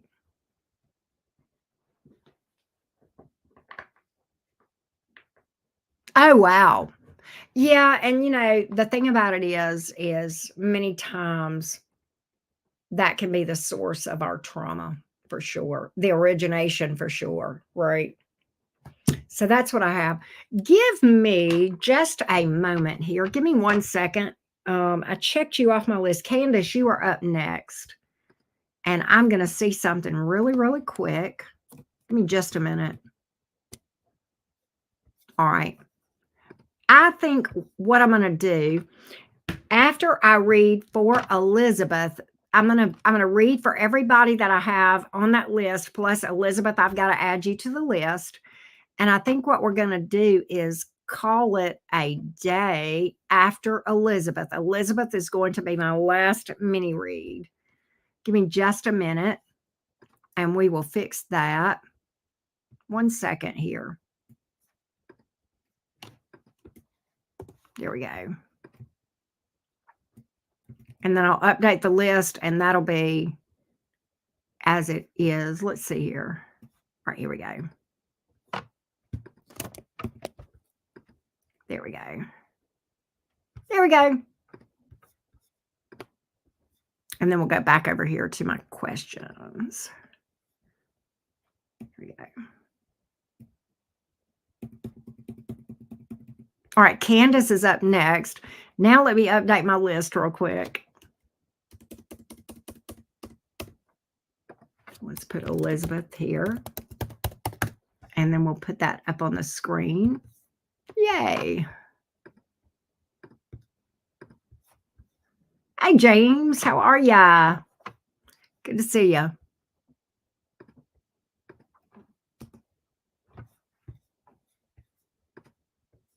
All right, here we go. Good to see you, James. Thanks for popping in. How you doing? All right, Miss Candace. I like that name. Will Justin reach out to reconcile? I feel so connected to him, even though we broke up. I feel he is a possible past life soulmate. I'm a Pisces. He's an Aquarius. Okay. We're going to talk about all of this. This may take a minute. And that's okay. I'm down with it. Oh, I think you were trying to say you feel like he's a possible past life soulmate. I kind of read between. Is that what you were trying to say, Candace?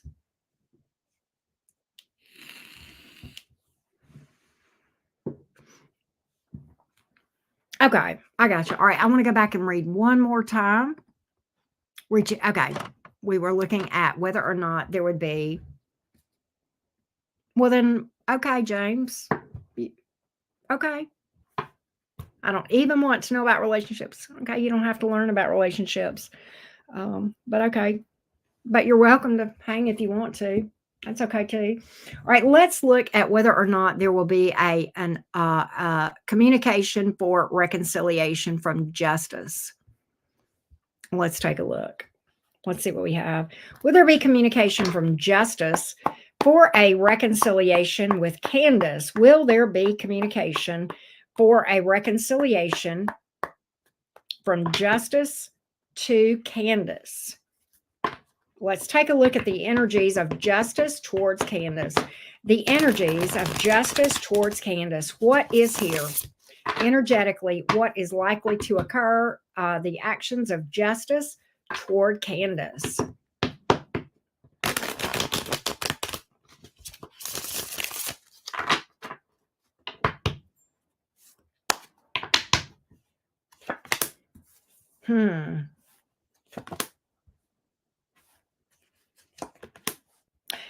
I think that it is likely you will hear from him.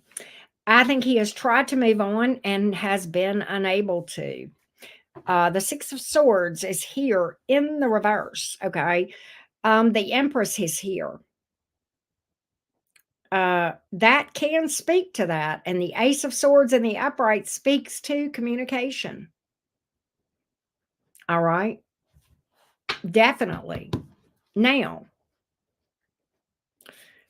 how would things go if they reconcile? How would things go if they reconcile? How would things go if they reconcile? How would things go if they reconcile? Two of Pentacles in the reverse, Ace of Pentacles in the reverse, Ace of Wands. It looks like it would be rocky. All right. Temperance card, Fool reverse. There's a lot of baggage here. That's why the Fool is in the reverse. There's a lot of healing that needs to happen. That's why the Temperance card is here in the upright. That's why the instability here. Okay. And here's why. I can tell you why. There's a reason I pull those cards. When you Okay, let me give you a statistic, okay? The Gemini can quote statistics. Me and Google are homies, okay? I've researched reconciliations because we see that come up so much in tarot.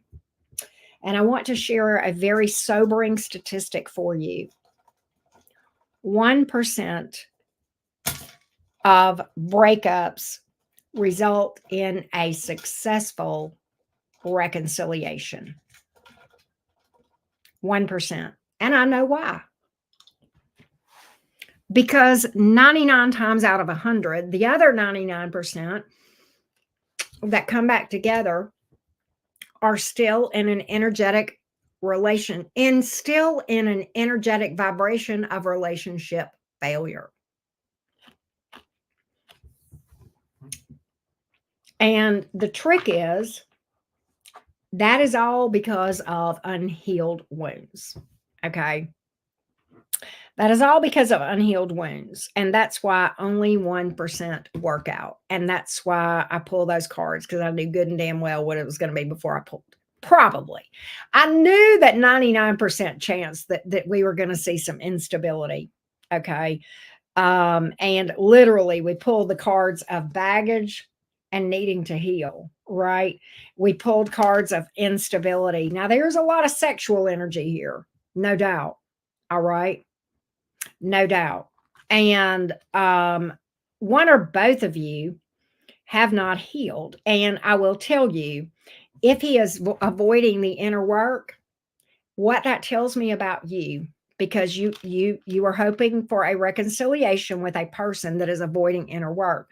So that is who you are attracted to.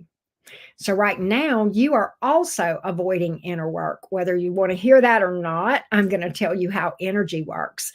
It would otherwise be impossible for you to be attracted to him. And in fact, that even the cards would say that both of you have a lot of work that you have not done. Okay, even my cards, because my cards are telling me reconciliation, and my cards are also telling me that there's been that there would still be a lot of instability and rocky in and out kind of energy, a lot of baggage coming to the table, baggage, unhealed wounds, right? And so you whether or not that he does the work, whether or not he does the work is really, that's something you have no control over, right?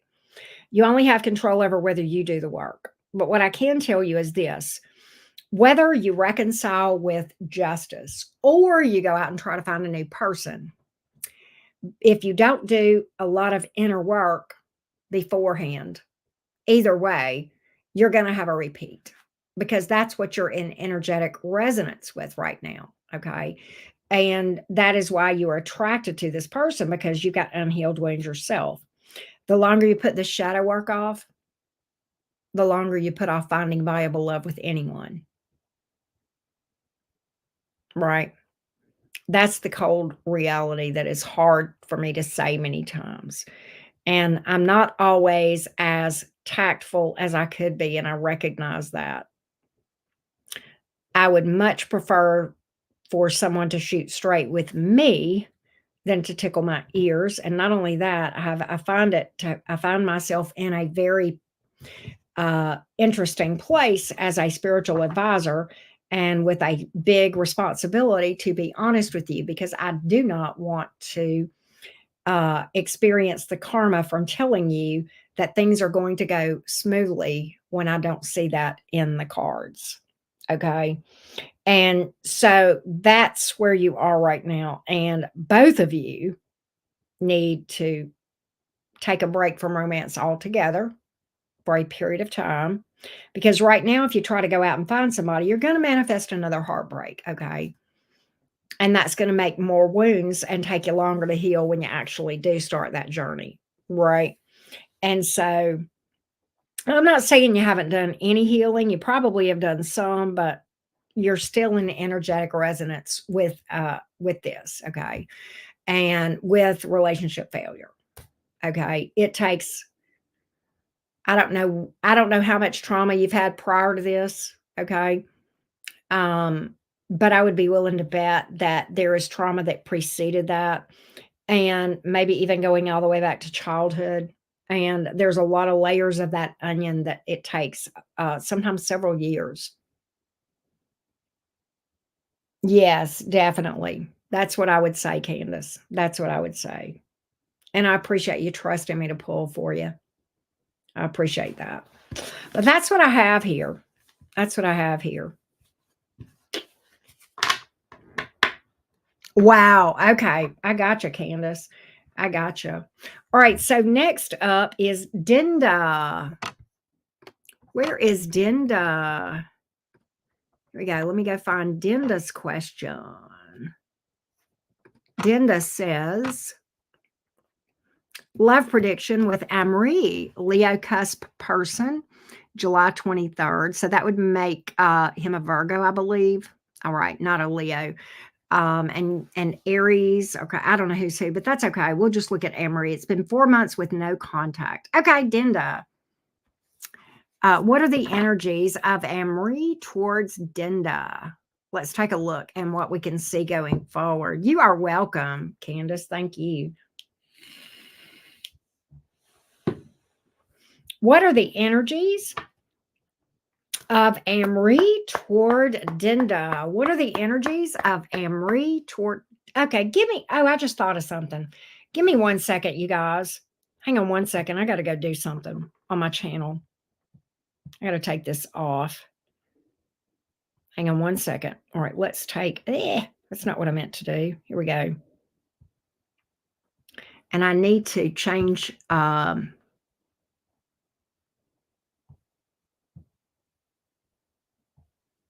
gosh, where am I going?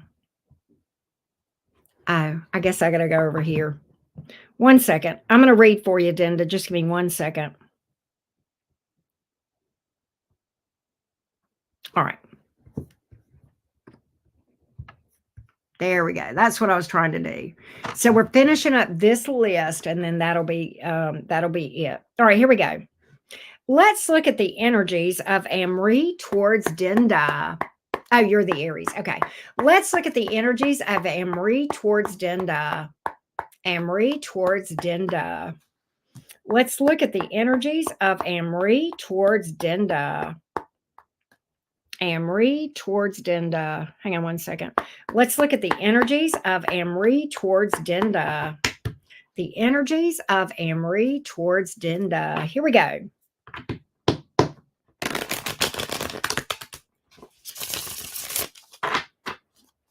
Amri towards Dinda.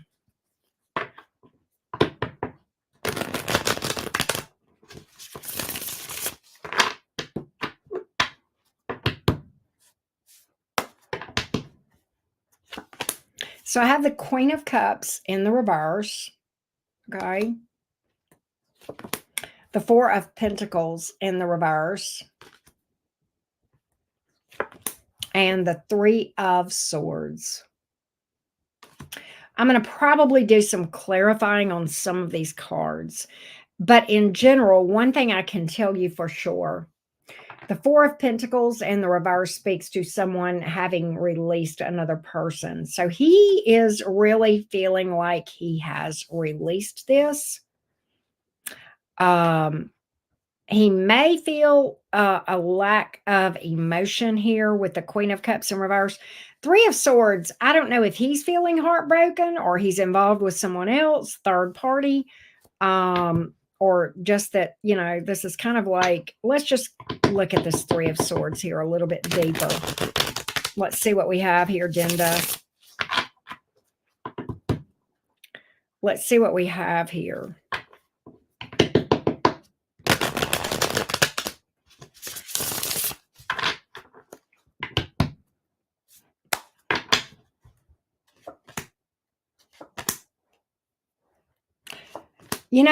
What I've got is this. There was a time when he loved you. All right. There was a time when he loved you, but he felt like it got too much, too hard.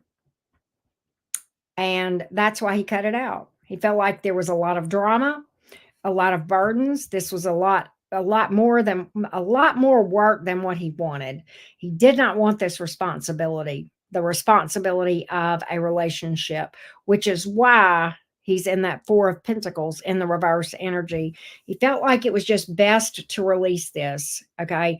I don't know if he is with someone else or not, but for whatever reason, the connection with you stressed this person out. Okay. And they just felt like it was too hard, too much work, too much burden, too much drama between you and them. I don't know if you guys didn't get along with that Five of Wands here in the reverse.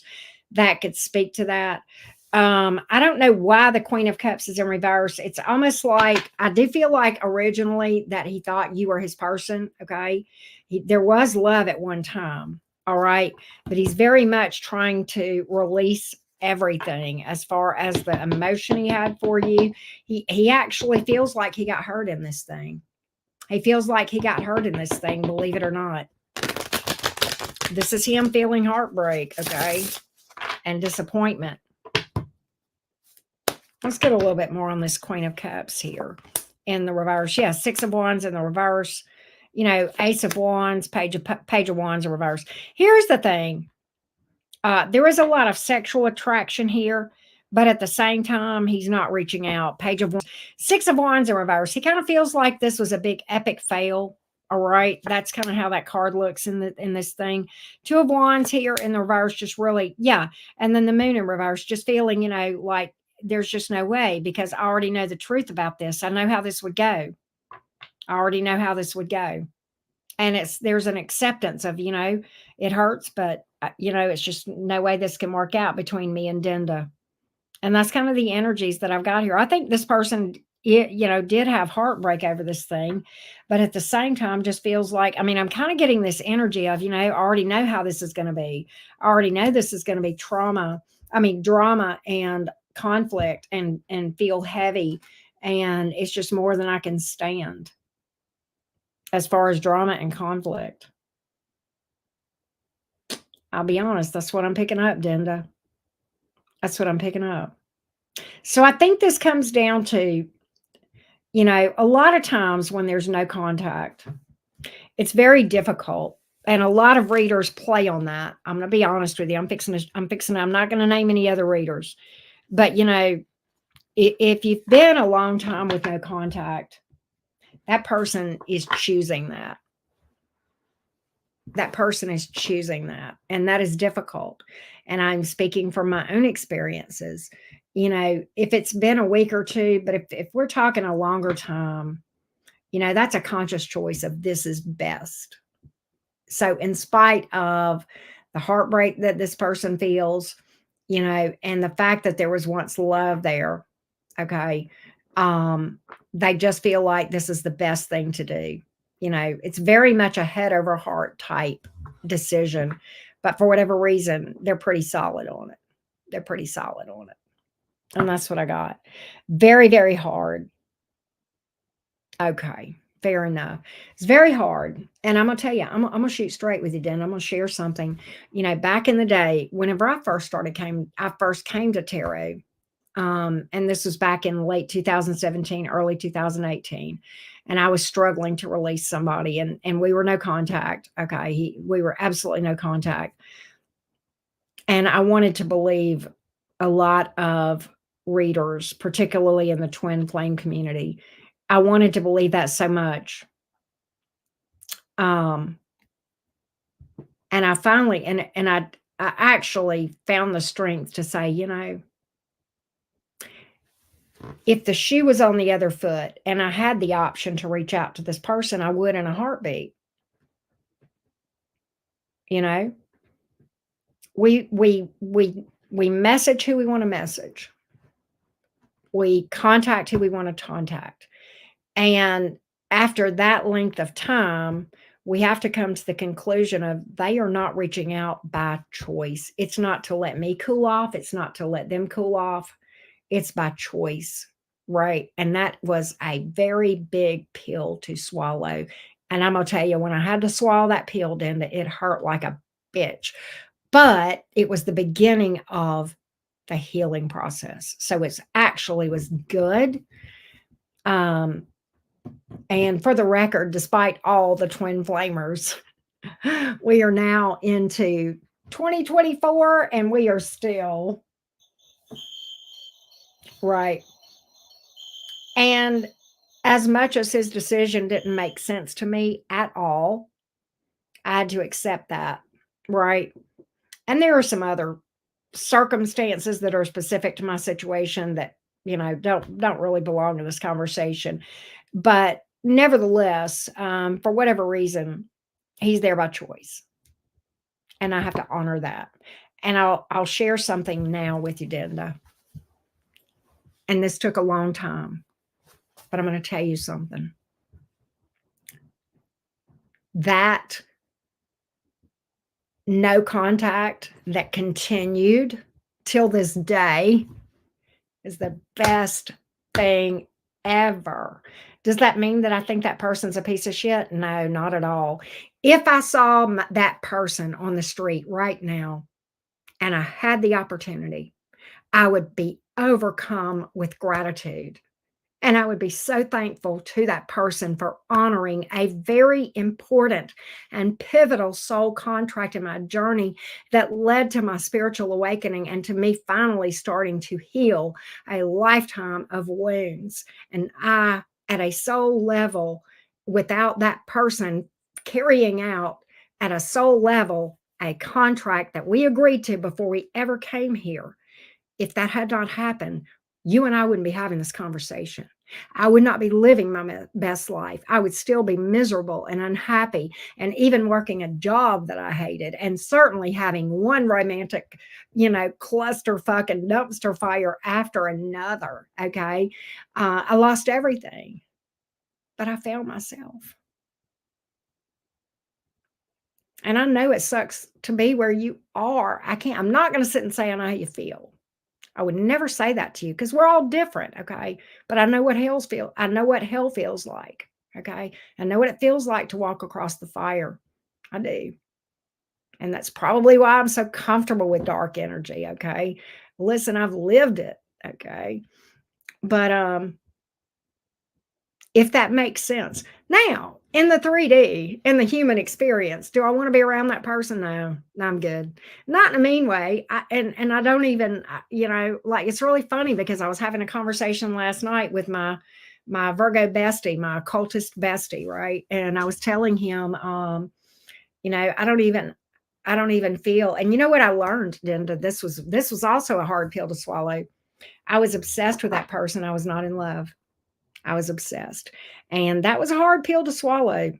But love and obsession are two totally different energies and they cannot exist at the same time. Obsession is you're my person. Things aren't going to be right until you're here. You belong with me. There's a lot of toxic song lyrics. Can't live without you, need you, all that kind of bullshit. No, no, no.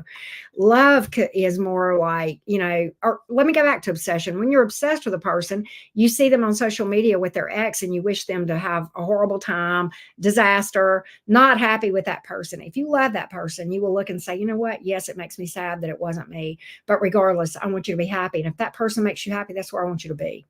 That's the difference in love and obsession. Those are literally, there's no way those two can coexist together. Right? So there you have it. I hope that helped, Dinda. I hope that helped. All right, let's go to Shiva. Shiva. Here we go, Shiva.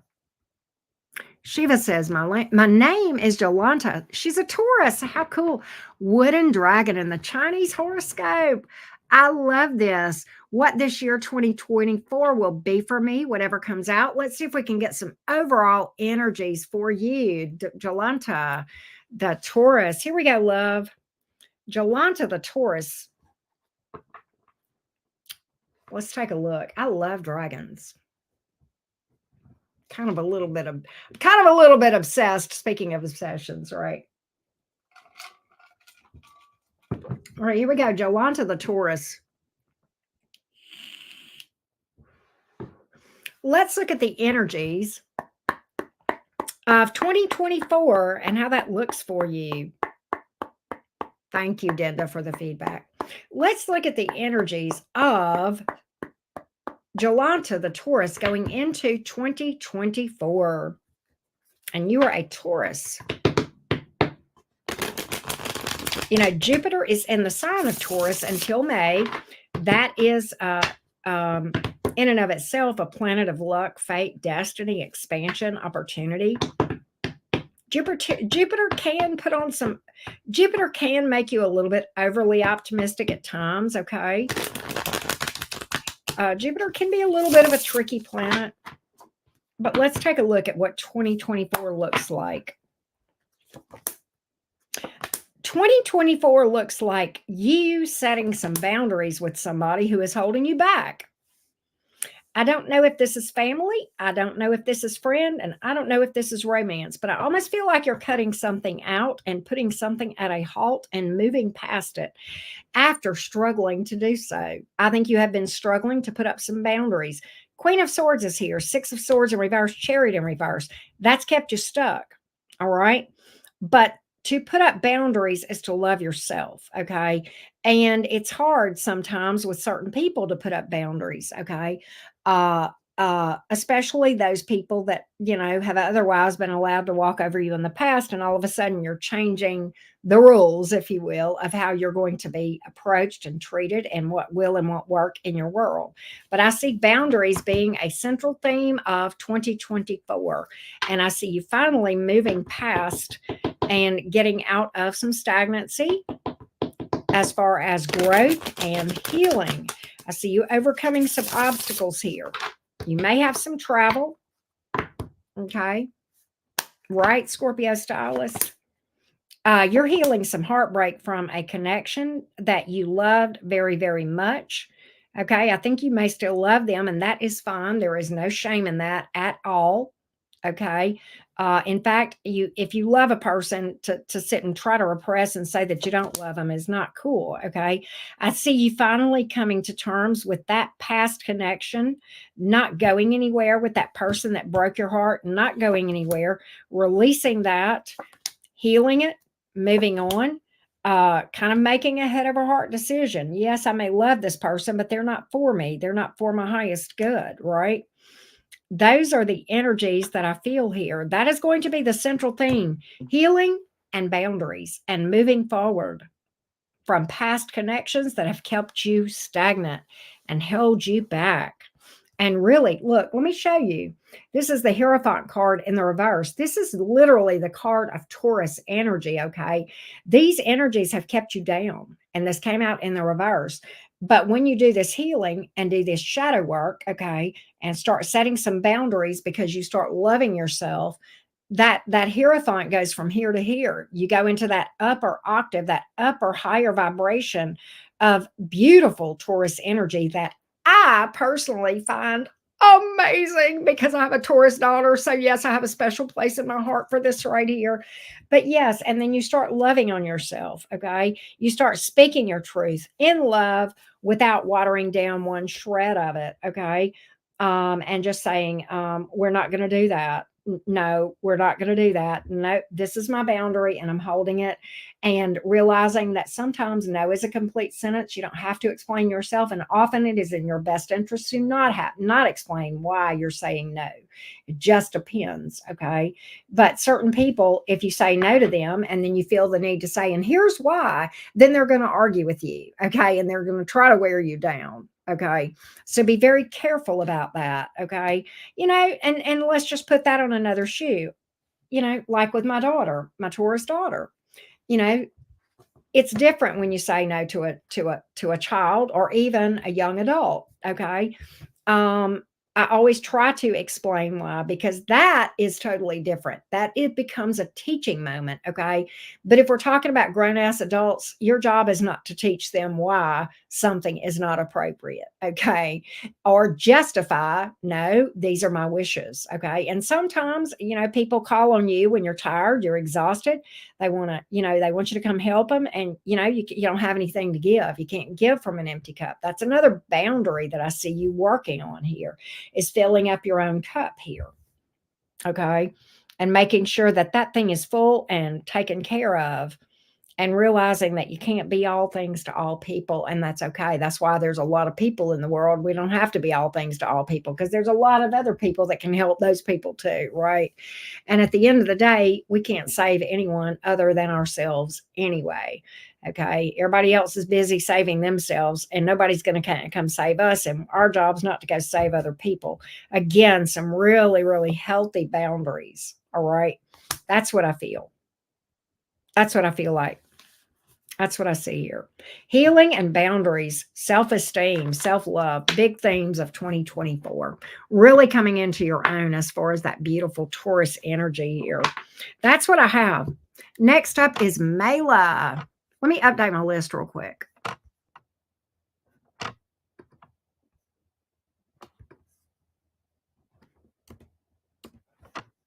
Here we go.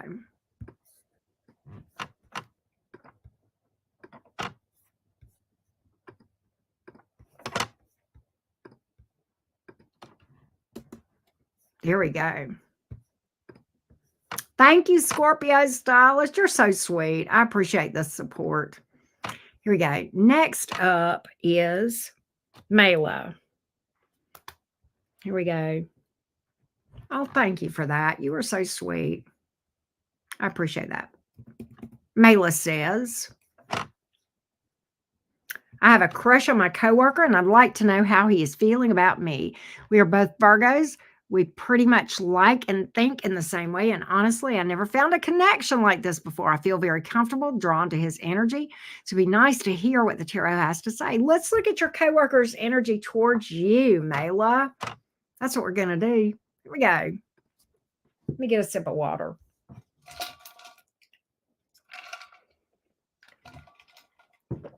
Here we go. 2 Virgos. That's so cool. I think, the same sun sign can work sometimes, for sure. A lot depends on other placements, of course, and how much work is done prior to. Um I'm a Gemini. That being said, I dated a Gemini. I've dated a couple of Geminis in my life. It was fun. There was a lot of instability, but like not in a bad way. We always had a good time, but good God, it was pretty crazy. It was very Gemini, right? But I might would date one again, but I'll give anybody a chance if they've done the work. Let's take a look at the energies. Right, I know Scorpio stylist. Let's take a look at your Virgo coworker energy toward you, Mela. Let's look at the energies of this Virgo coworker towards Mela. What is the energies of this coworker towards Mela? What is the energy of the coworker towards Mela? The energy of the coworker toward Mela. The energies of the coworker towards Mela. The energies of the coworker towards Mela. Let's see what we have. Nine of Cups in reverse, Knight of Swords in reverse. Ooh. Eight of Pentacles in reverse. Mela, this is not really the best energy.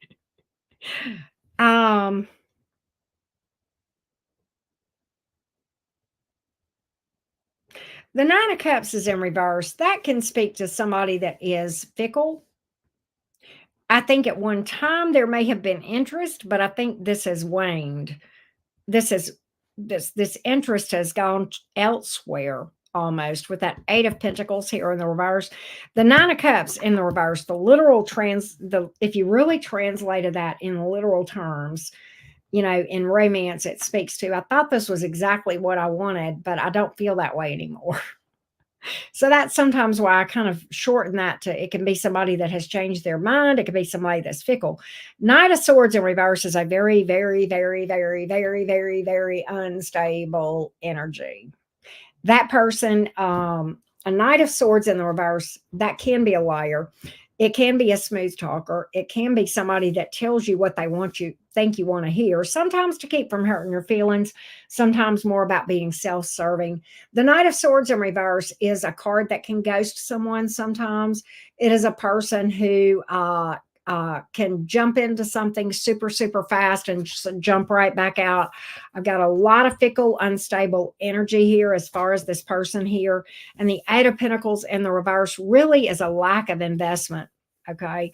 It's really funny because the Eight of Pentacles in the minor arcana can represent Virgo energy, but we've got it in the reverse. So it's kind of like Virgo has left the building, not you, but your other Virgo. And that's what I feel like, Mela. And I hate it. I think you're not wrong. Do I think this person had interest in you at one time? Yeah. Yeah, I do. But for some reason, their attention has gone elsewhere. That's what the Eight of Pentacles is telling me here in the reverse. Let's see if we can find out a little bit more about this person. Let's see what we have. Nine of Swords in reverse, Page of Pentacles. He thinks of you as a friend. He's very fond of you as a friend. The Page of Pentacles is a friend zone card. Okay. I think he's I'm getting cards that he's got somebody else on the brain. That's what's going on. That's what's got his attention, is somebody else. All right. That's what's got his attention. See here again, this is why the sun sign is only such a small part of things. And of course, somebody that hasn't worked on themselves, it doesn't matter what their sign is, they can be kind of flighty and unstable, right?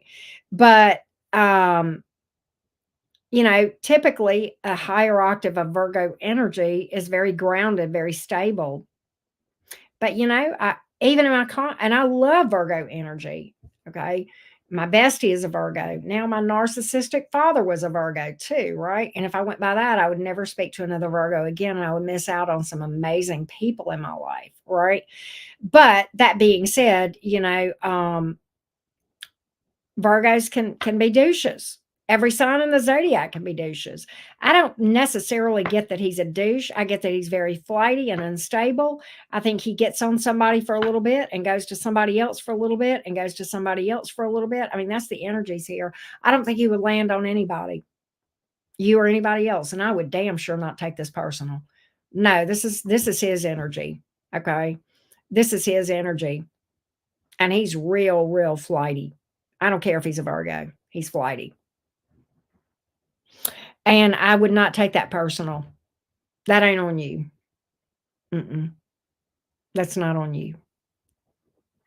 Mm-mm. That's his own energy. All right. I mean, I will say this.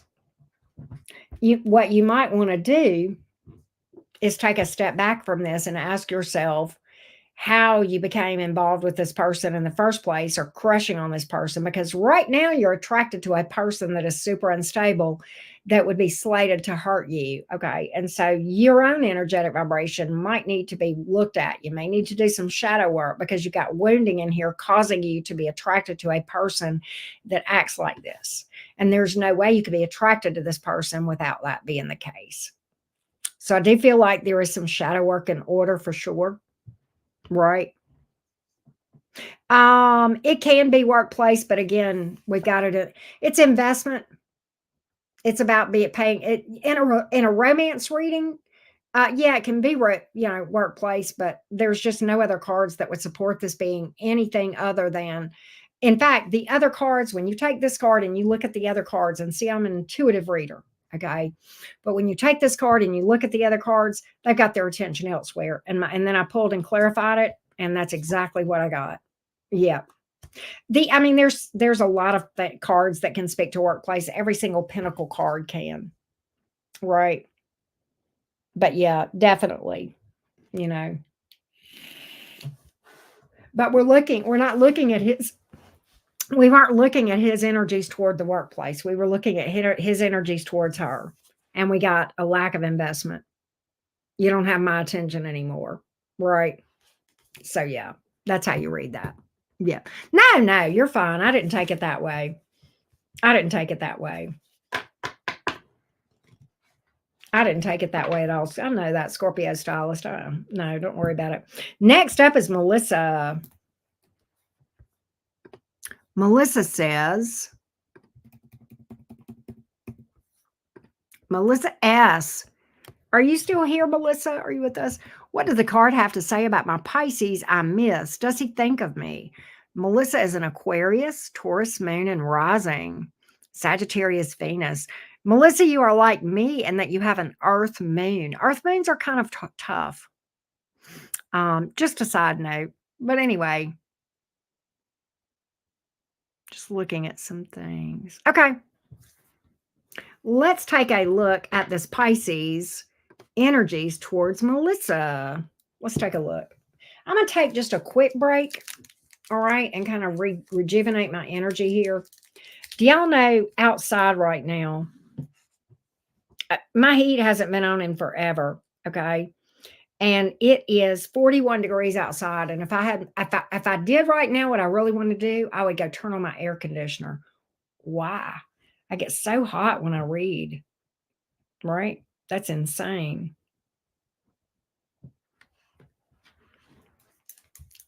But I'm gonna get a Twix, take a little break, and then we're gonna read for Melissa next about the Pisces in question. Let's take a look. No, I thought that was a good question that you asked, Scorpio stylist. You know, I'm going to share a quick story with you. I had somebody send me a spread the other day and said, tell me how you would interpret this. And I said, well, first off, if I don't throw the cards, then I don't feel like I should interpret, because really the person that throws the cards needs to be the same person that interprets, right? And I said, but they never told me that they had asked a question and that spread was answering a certain question. So I just read as a general spread. And then after I interpreted it, they came back and said, well, here's how this person interpreted this. And I said, well, that's weird. And then they went on and said, well, here's the question I asked. And I went, see, it makes a huge difference what the question is. The card can mean so many different things, and it all depends on what the question is, right? And that's why that Eight of Pentacles was more about this person's energy towards her than the workplace itself. Oh, yeah, Anastasia, definitely. 9 degrees, I would freaking die. I would freaking die. Yeah, it changes the whole. And once I went back and I'm like, oh, that was the question. Well, hold on a minute. You know, it was a personal friend. And I said, tell you what, I'm not going to go back and look at that spread intentionally. I said, let me do a freebie. And so I did. And I got the same thing the other reader got. I sure did. And then I went back at her spread after I did my reading for my buddy, my friend. I went back and I looked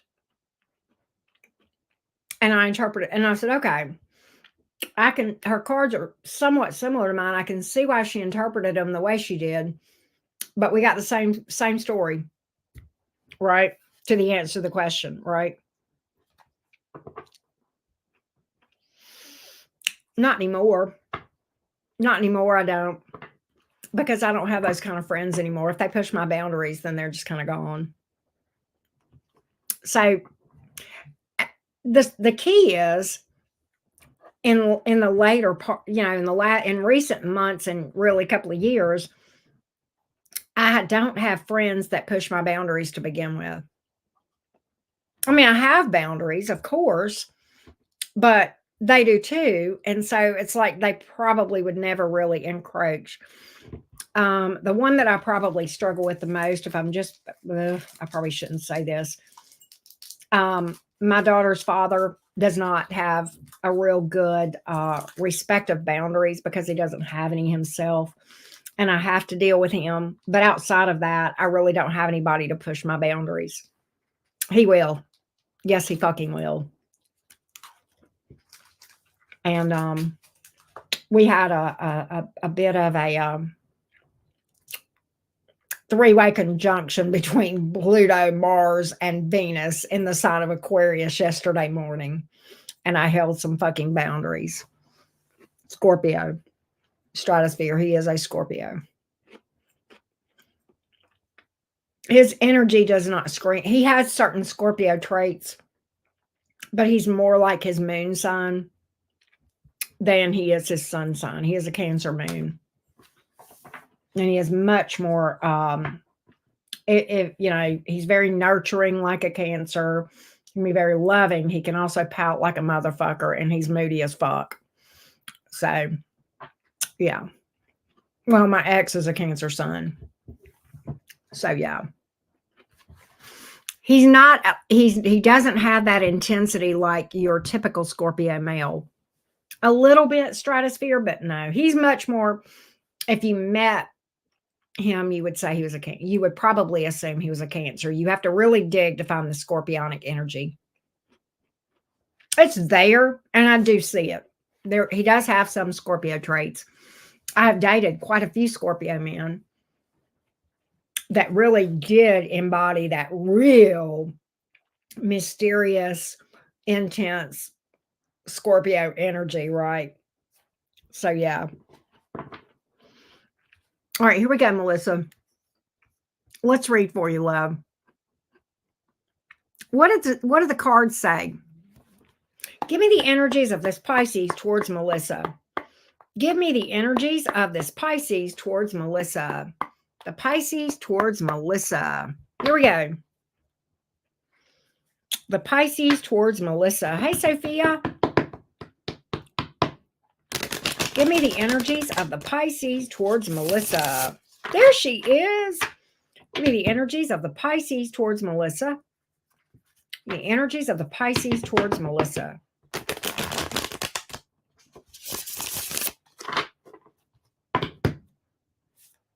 Let's see what we have. I have the Three of Pentacles. Five of Cups. Ace of Swords. He does think about you.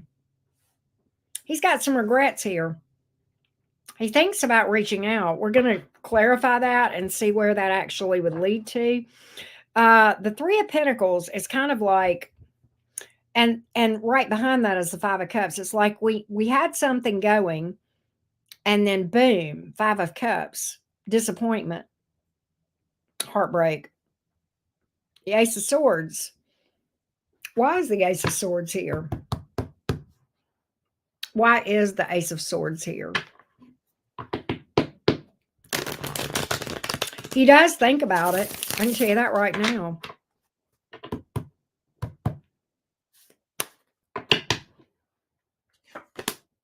Queen of Wands, Lovers in reverse, Tower. You know what's interesting here?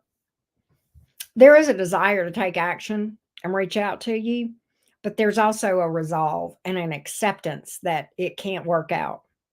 Lovers in reverse, Tower in the upright, feeling like it would lead to another disaster. He looks at this like a heartbreak and a disappointment. Like, okay, we were on a good track here, Three of Pentacles, and then boom, Five of Cups. Something happened in that disappointed him, may have broken his heart. You may have somebody that is a little bit wallowy in self-pity, perhaps. I don't know. We're going to find out more about that Five of Cups here, Melissa. But it's kind of like there is a thought to reach out to you. Okay. He sees you as attractive, believe it or not, very attracted to you. But the Lovers in reverse, he may feel like it would lead to arguments and an ultimate disaster. What's this Five of Cups? Tell me more about the Five of Cups here. Tell me more about the Five of Cups.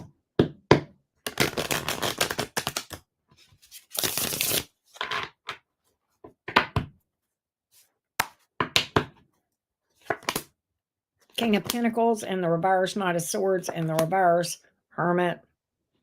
I think he may be wallowing around a little bit in self-pity. All right.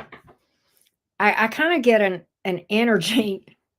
Number one, there's a lot he's not really seeing right now. And it's not really, the lessons here are not really crystallizing with the King of Pentacles in the reverse. The Hermit card in the upright feels a little pouty to me with the combination of the other cards. Okay, that's a card of withdrawing. I'm just going to be by myself.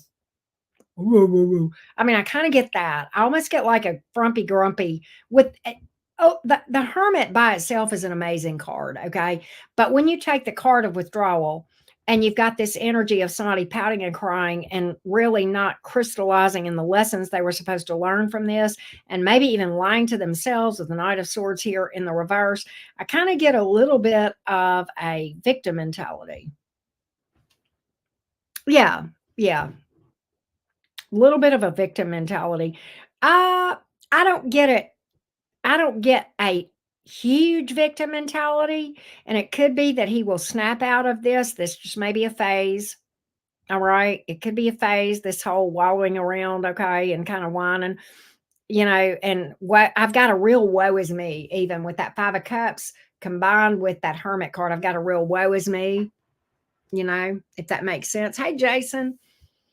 Everything in my life is just turned to shit now, and it's just kind of energy. He may or may not pop out of it.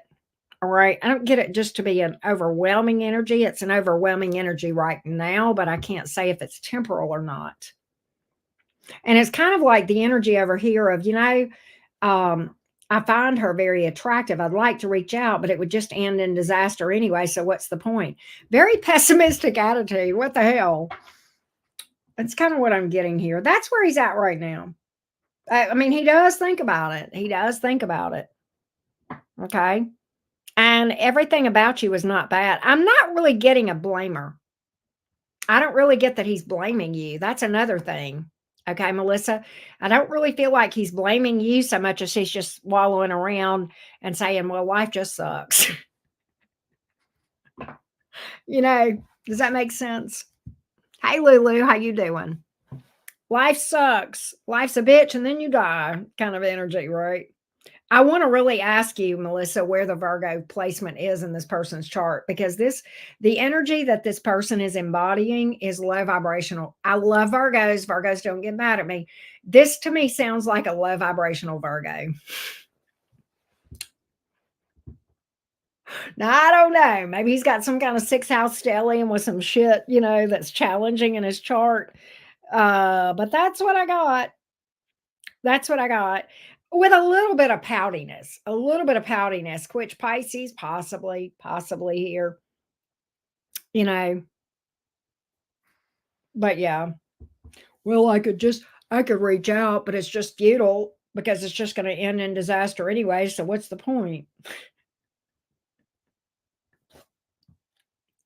I'd be curious, Melissa. I'd be curious. That's what I got though. Let's go to Vanessa R. Hey, Becca, what's up? Nothing in his sixth. Where is his? Okay, what house is Virgo in? What house is Virgo in? That's another thing I want to know. What house is Virgo in? Or does he have anything in Virgo? In the sign of Virgo? That'd be another thing.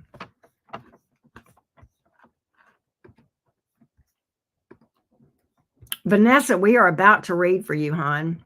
Thank you so much for being patient.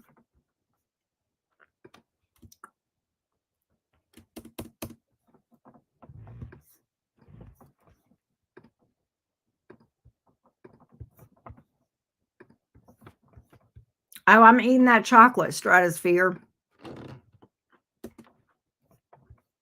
Nothing in Virgo? Wow.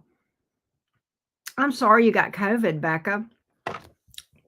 I hope you recover fast and smoothly.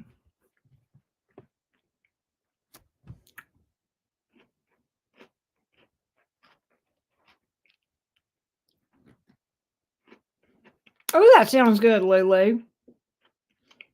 Your kryptonite is chocolate. Wow. I'm sorry to hear that. Aquarius sun, Scorpio moon, and a Capricorn rising.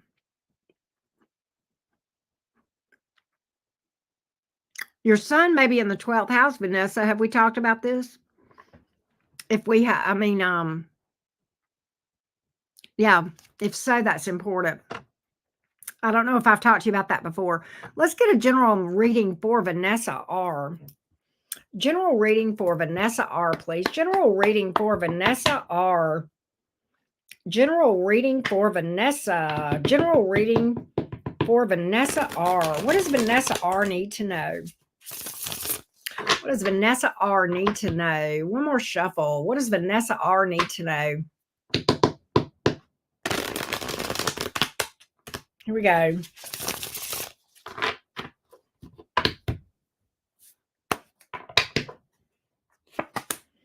Seven of Wands, Devil. You need to stand your ground with somebody that's toxic. Seven of Wands, Devil in reverse. Nine of Swords in reverse. Oh, here's another thing I'm getting. Stop questioning yourself, Vanessa R. And feeling like something was wrong with you. I feel like somebody's messing with you, maybe gaslighting you. All right. Seven of Wands here, Devil in reverse, Nine of Swords in reverse. And making you second guess yourself. Okay. What's wrong with me? Did I miss this? What did I do wrong? When in fact, you need to set some boundaries with somebody. Okay. And maybe speak your truth. Show some spunk with this person and let the chips fall where they may. And above all, holding boundaries. Hold them as hard as you have to hold them. All right. As hard as they push is how hard you push back. Okay. You hold those boundaries with this person that is exhibiting a lot of selfishness, a lot of toxicity. I'm almost feeling like this person gaslights you and make you second guess yourself. And at times you feel like you're going crazy. Maybe it is me. No, it's not. It's not at all. Hell no, Vanessa. It's time to stand up for yourself. All right. And stop second guessing what you know you heard and what you know you saw. And stop allowing them to minimize and play off things that were big that they did. Oh, well, you just miss it. I didn't really mean it like that. Bullshit. Yeah, you did. Okay. And by the way, if you're dealing with somebody like this, The best way to win with a narcissist is to cut them out altogether. Don't play their game. Okay. That is the one and only win, is to say checkmate and get up and walk the hell away. That's what I have. What else do we have here? For Vanessa.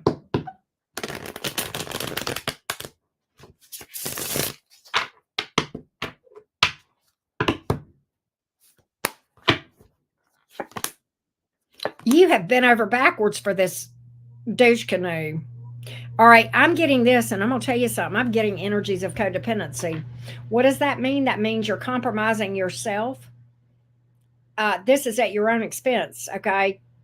All right, and you've been in a codependent narcissist dynamic, and what I feel like is there is a serious need to do some healing. You may not realize that, okay? Because what happens is over time, when you deal with somebody like that, that can cause you to have a lot of anger that you really are not in a position to express in an appropriate way, and you repress it, and then you literally become the narcissist. You go from being codependent to narcissist, and we actually talked about that in great detail recently over on my membership live stream. We talked about that. You guys may remember that, this very thing. All right.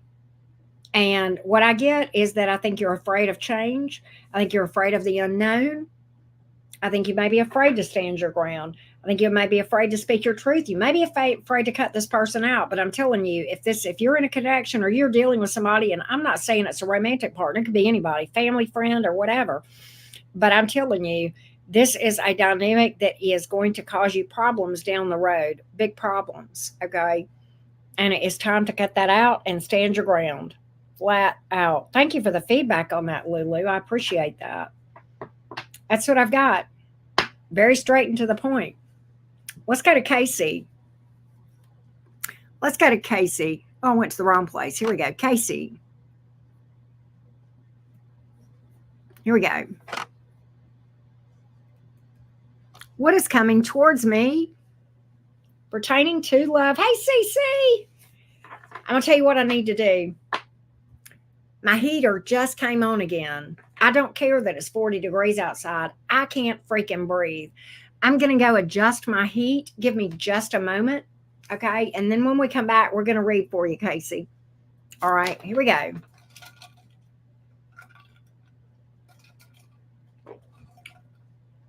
Gosh, I'm thirsty. It's because it's hot in here. I know, but it's still hot.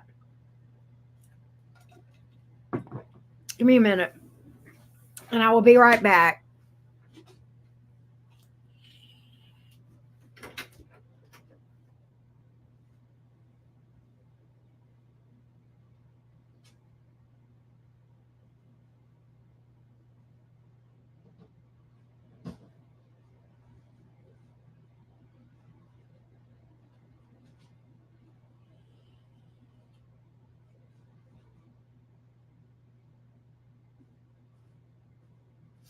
All right, y'all. I'm back. I just turned the heat off. That way it can't come back on until after I go in there and turn it back on. I get real. I know. And, normally I'm very cold natured. But when I'm reading, I mean, it's like I just cannot stand the heat on. And invariably, I'll come in here and start a 2-hour all signs, and 10 minutes in, it's so hot in here, I can't breathe. And I'm like, no, I can't take this. Right, I know. Strip tarot. Oop, this is the wrong platform, right? Wrong platform. All right, Casey, let's see what's going on with you, sweetie. Thank you for being patient. What is coming towards Casey pertaining to love? Let's take a look, love. What does Casey need to know about romance? What does Casey need to know about romance? What does Casey need to know about romance? Let's take a look. What does Casey need to know about romance? What does Casey need to know about romance? What does Casey need to know about romance? What does Casey need to know about romance? What does Casey need to know about romance? Let's take a look. Casey and romance. Casey and romance. What does Casey need to know about romance, please?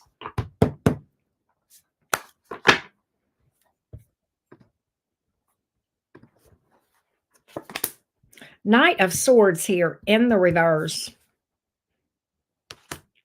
We'll talk about that. The Star and the Justice card.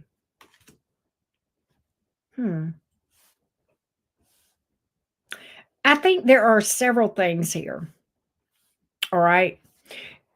There's some good energies here. There are some challenging ones. And knowing your sun sign being a Pisces, that does not surprise me to see the Knight of Swords here in the reverse. And let me talk about this from the perspective of being a Pisces midheaven with a 12th house stellium and the challenges associated with Pisces energy. You know, Pisces is co-ruled, right? Neptune and Jupiter. Okay. And, you know, Neptune can bring about illusions. Jupiter can bring about like being overly optimistic. And as such, people with Pisces placements, as well as, you know, some strong 12th house placements or 12th house stellium and all that sort of thing, we can sometimes misjudge people that are close around us. Okay. And not see things that we can't trust. Okay. So I'm getting this Knight of Swords in reverse for you almost as an advice. Okay. Be careful. It is very difficult with that Pisces energy. Okay. To misread people. And a lot of times, you know, we talk about people with strong Pisces in their chart, and I am a closet Pisces in my chart. It is my most dominant sign in my chart, believe it or not. You don't see that because you see my Gemini rising, but I would venture to say that if you, I don't know how old you are, and that, you know, that's fine. But as you truck along in your life, what you are going to probably see is that you misjudge people sometimes and you'll walk away going, how did I miss this? And yet, as you continue to work on yourself, Casey, and you really tap into that Pisces intuition, this is the crazy part about this. People that you don't know that are total strangers, you can read them like the mail. You can see right through it. You can see everything about them because you don't have any emotional investment or even potential emotional investment. Even when there is not emotional investment yet, but potentially there could be. That's when that's when the blinders can be a challenge for people with Pisces placement. And that's why this Knight of Swords is here in the reverse. Okay. And that is going to be your challenge spot. Okay. That's going to be your challenge spot. Okay. Yes, yes. The more you do shadow work and the more you do healing, that is a big, big part of really tapping into that intuition, because what you're doing is you're becoming self-aware, literally developing a relationship with your higher self. And that's the voice of the intuition. But it just I mean, I still struggle with this to this day. To this day, and I'm 8 years into shadow work, and I'm not there yet. I'm not saying I'm arrived by any stretch of the imagination, but this is a tough thing for people that have Pisces placements. This is probably one of going to be your hardest thing ever, maybe even, is getting to a place where, you know, where you have, you know, a better ability to hold yourself back from emotionally investing until you give a person a long time to show you who they are. Okay. A long time. All right. And that's good.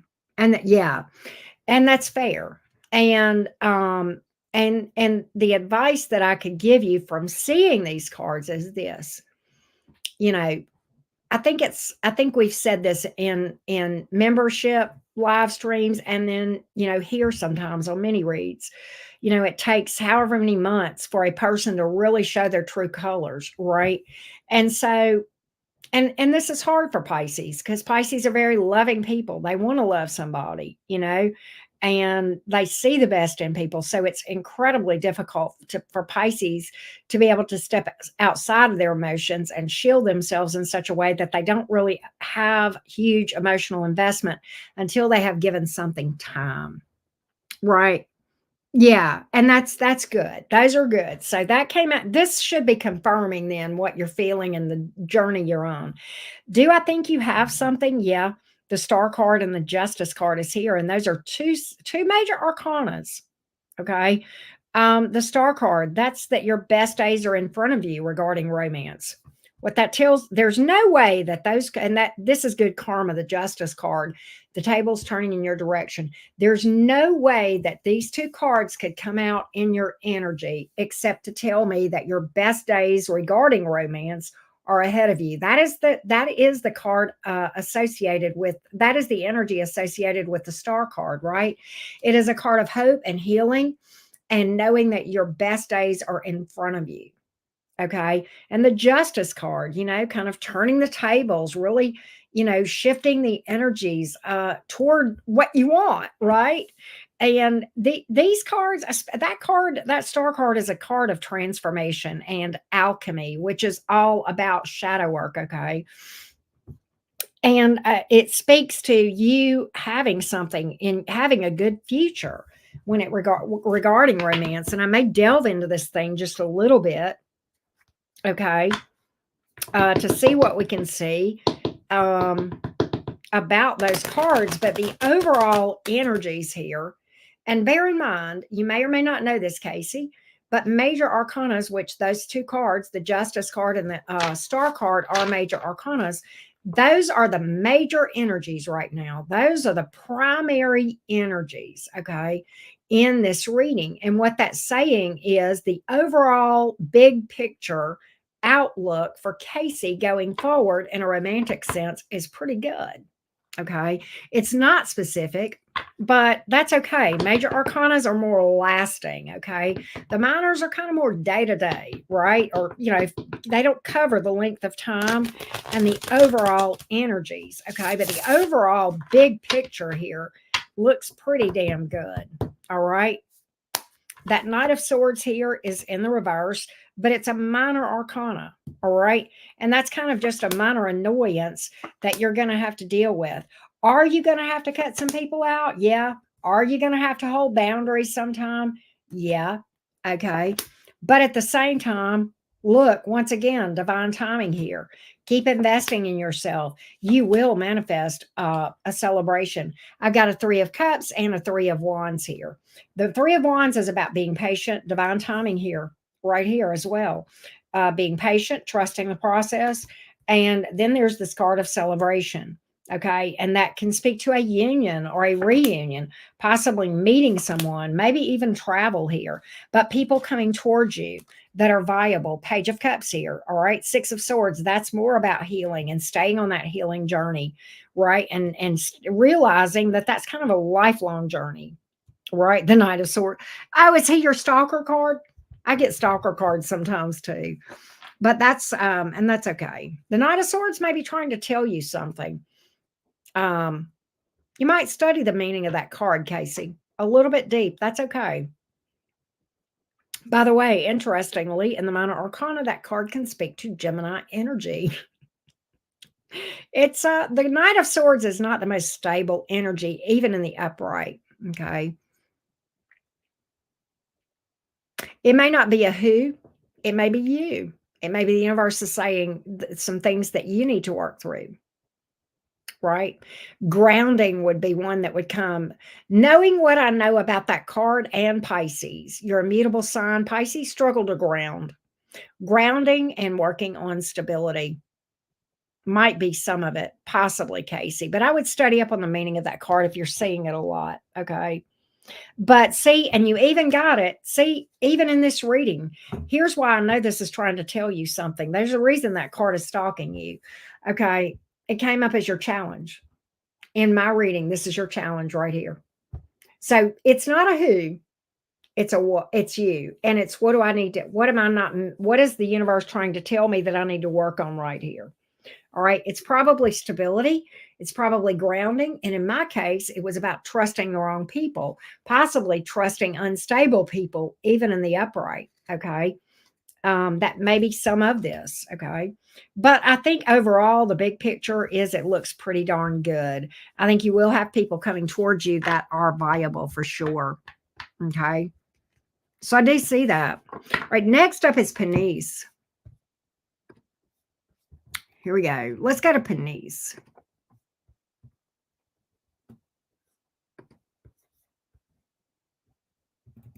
Who should I be with? Or should I be single? All right.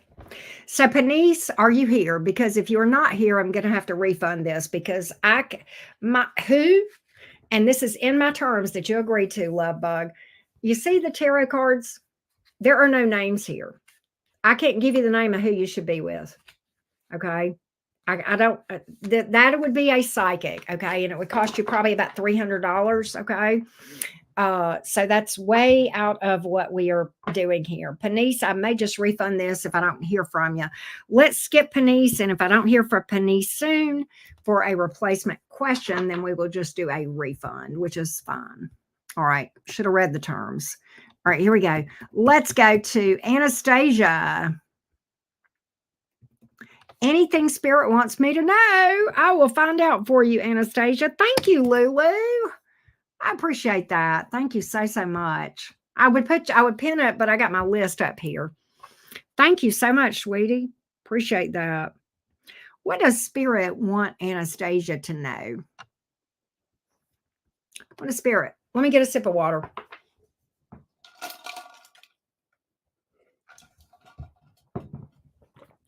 What does Spirit want Anastasia to know? What does Spirit want Anastasia to know? What does Spirit want Anastasia to know?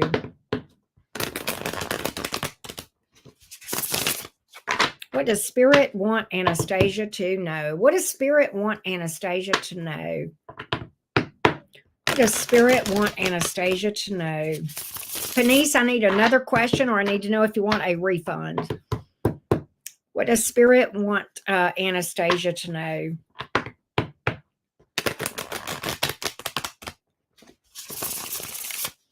What does Spirit want Anastasia to know?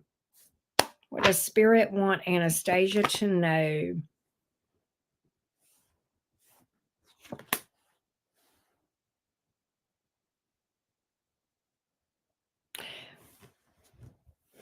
Here's what I got. I've got the Emperor in reverse, the Six of Cups in the Tower. What is this trying to tell you? There is an old 38 special song that I heard just now when I saw these cards. You have something before you, relationship-wise, that is a breath of fresh air and very precious. The song that I heard by 38 Special, which I don't know if you're not old enough to probably remember this song, but I heard this: hold on loosely, but don't let go. If you cling too tightly, you're going to lose control. Control. Control is an illusion. Okay? You're going to lose control. I don't know if this is about a connection here. I think it is with that Six of Cups here. There's something with history here. But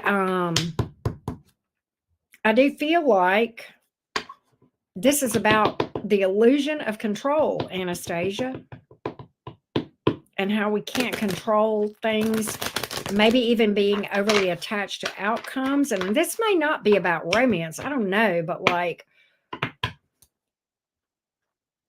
you know, just to relax and allow things just to be and live in the moment. That's another thing I'm getting with that Six of Cups here. Allow flow. Allow things to flow.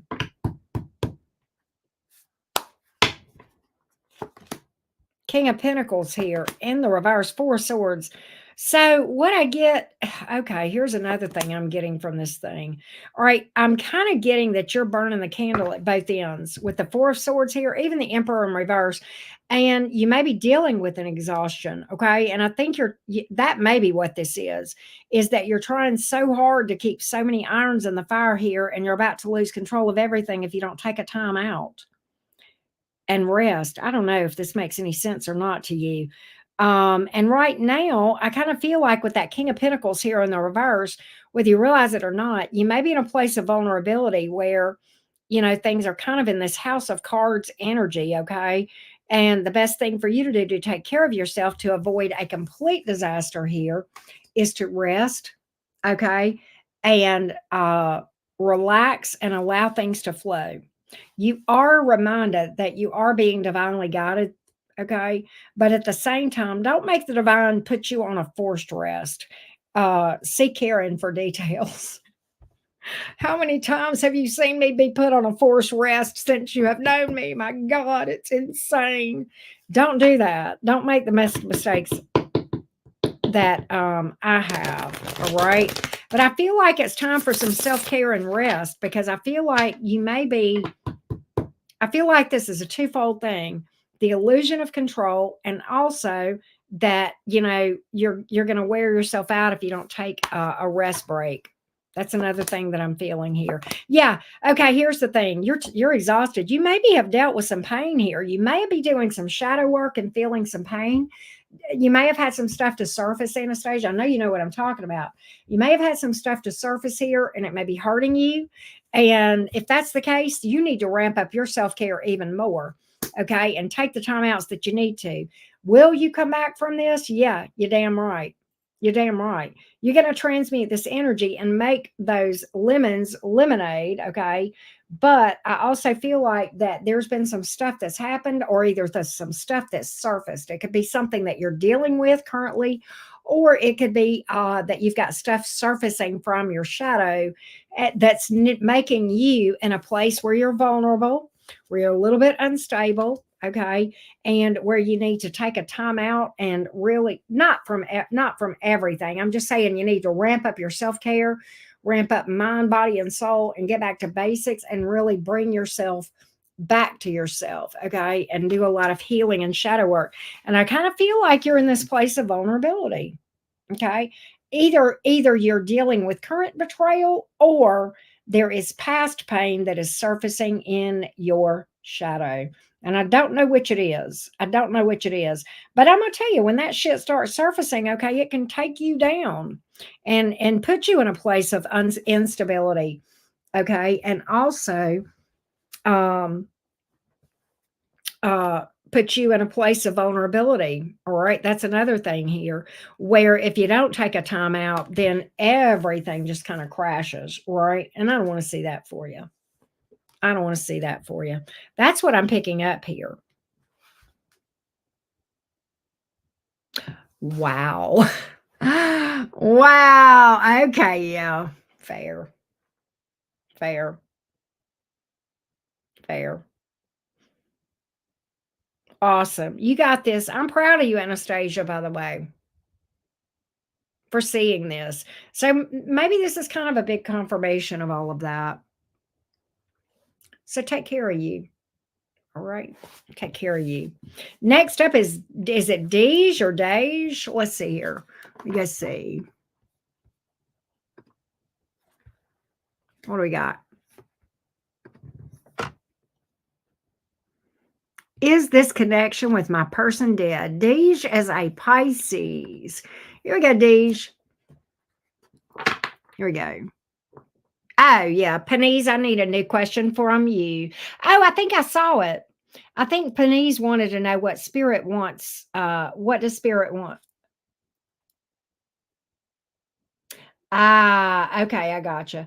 Panise did ask what spirit wants them to know. So I'm going to find out, what does spirit want Panise to know? What does spirit want Panise to know? What does spirit want Panise to know? What does spirit want Panise to know? What does spirit want Panise to know? What does spirit want Panise to know? What does spirit want Panise to know? Let's take a look. What does spirit want Panise to know?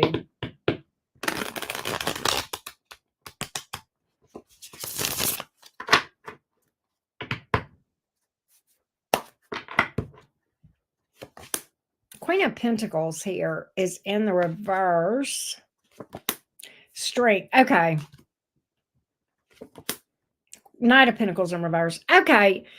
Interesting, because I feel like that there are some things going on around you, Penise, that may feel a bit unstable. Okay. Could be around your money or your family. All right. And I think the strength card is here. Hold on a minute. I'm going to clarify the strength card for you, Penise. Hang on one second.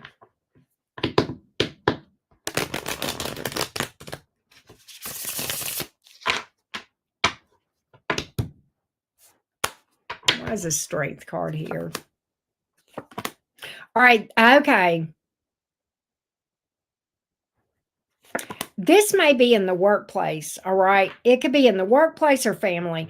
I think there are maybe some people that are around you that you cannot trust, okay?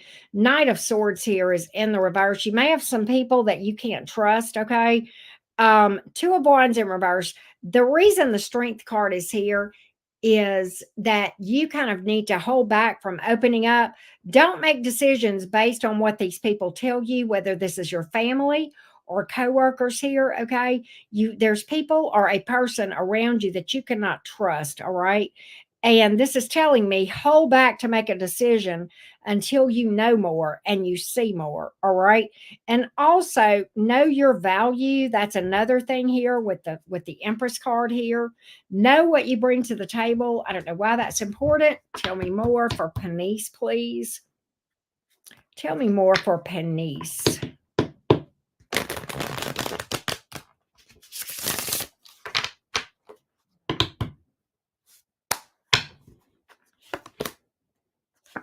Yeah.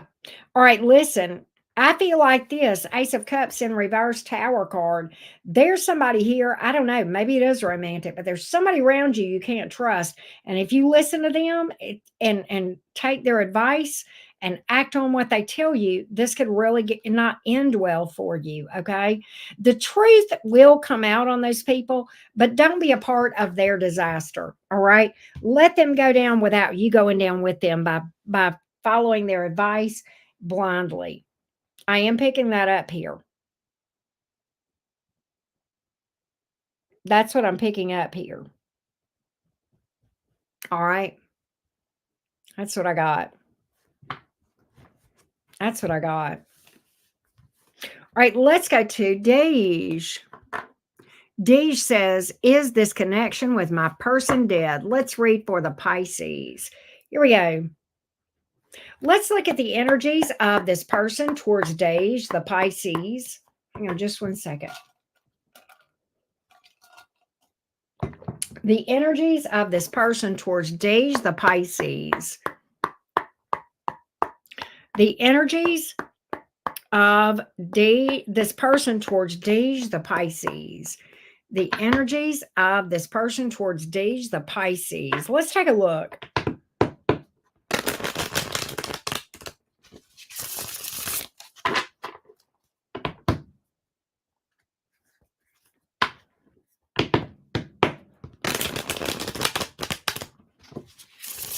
The energies of this person towards Deej, the Pisces. Here we go. Ace of Swords in the reverse. Two of Cups.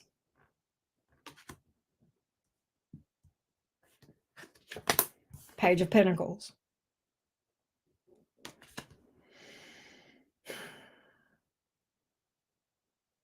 You know, the thing about it is, this is kind of complicated because I feel like this person does have love for you. And quite honestly, feels tied to you in many ways, like you guys may be soulmates. But for some reason, this person is not really wanting to communicate that to you with the Ace of Swords in reverse. Okay. Page of Pentacles is a card about being friend zoned, going from lovers to friends. Ace of Swords reversed. Why are you here in the reverse? Two of Pentacles in reverse. Yeah, Hermit. They're withdrawing from this. They're withdrawing from this. That's their action. They're not going to even reach out. Okay. That's why that card is here. I thought that, but I was like, why? So why would you walk away from a person that you love? Let me find out. Let me see what we can find out, Deej. Why is this person walking away whenever they're telling me that they love you and that they feel like you're their soulmate? It's almost like this person has decided to just be single for a while with the Hermit card here in the upright, maybe. But it's definitely a card of withdrawing. King of Pentacles in the reverse. This person feels unstable. Yeah, 10 of Wands here. This person may be going through something, or they may feel like this requires more work than what they're really willing to do. Yeah, what I get is this. They're moving on, no doubt. I think this person has fond memories of you, probably loves you, but at the same time, feels like this is just too hard, too much work. I don't think this person wants the responsibility of a relationship. I think that's what this is coming down to, Dej, is I feel as though this person, I don't think this is you. I think this person just wants to be single. I think this person's walking away knowing they've got emotion for you, but that's what they're choosing to do. And I literally see them moving on. I see them reaching out to you and maybe apologizing to you for this. I think there is some regret here, but at the same time, I think that's what's going on here. I don't see them moving towards a third party necessarily. I think it's more about, I just don't want to fool with romance at all. Two of Pentacles in the reverse, right? King of Pentacles in reverse. It just requires too much. And that's fair. Some people just feel like romance is a burden, and that's okay. But it's not okay if they break somebody's heart. But there's something about this connection that this person feels is too hard, too heavy, too draining, too much work. And I don't want to invest that deeply. That's another thing. King of Pentacles in reverse. I don't want somebody else depending on me. It could be that. That's a lot of pressure with the 10 of Wands. Okay, let's get a little bit on that and see what we can find out. Yeah, 4 of Pentacles in reverse. That's what I feel. I feel like this person does not feel like they can handle the responsibility of this relationship, that it would be more responsibility than they want to take on. That's what I got. All right, next up is Elizabeth.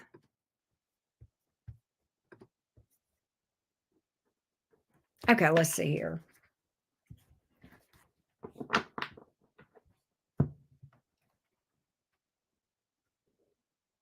Wow.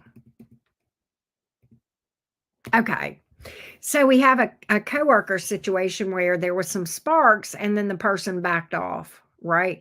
And we want to know where this person is and how they view you at this time. All right. Hey, Liz, how you doing? There you are. All right. So we want to look at the energies from this coworker towards you. All right. And see what we can find out. Let me get a sip of water here.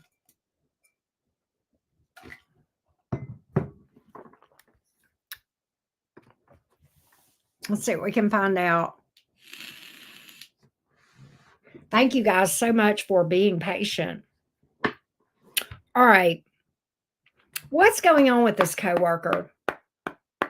What's going on with this coworker towards Liz? What's going on with this coworker? What's going on with this coworker? What's going on with this coworker toward Liz? Give me the overall what's, whys, and wheres. Let's see what we can find out.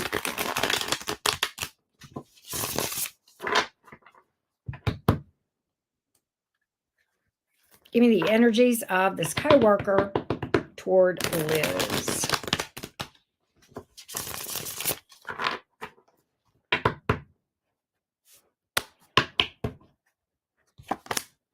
Eight of Cups in the reverse. Magician in the reverse. Good God.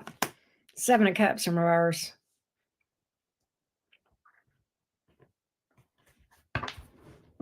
I don't think that this person I don't think you've heard the last of this.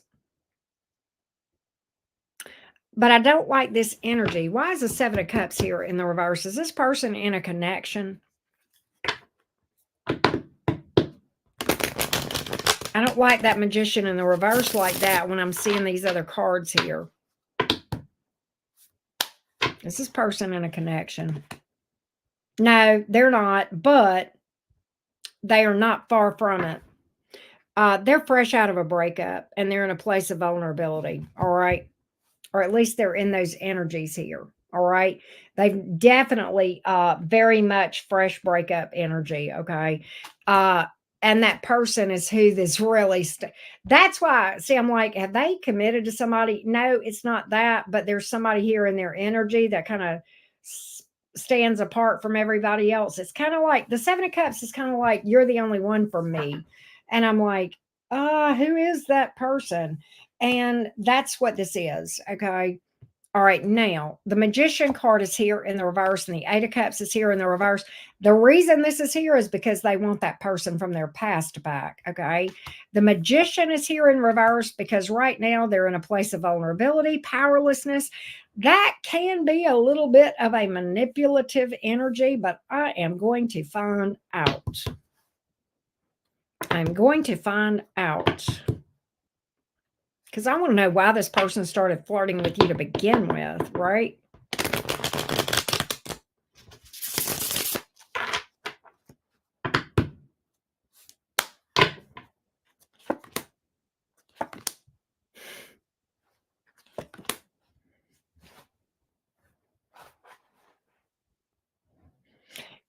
I hate to tell you this, Liz.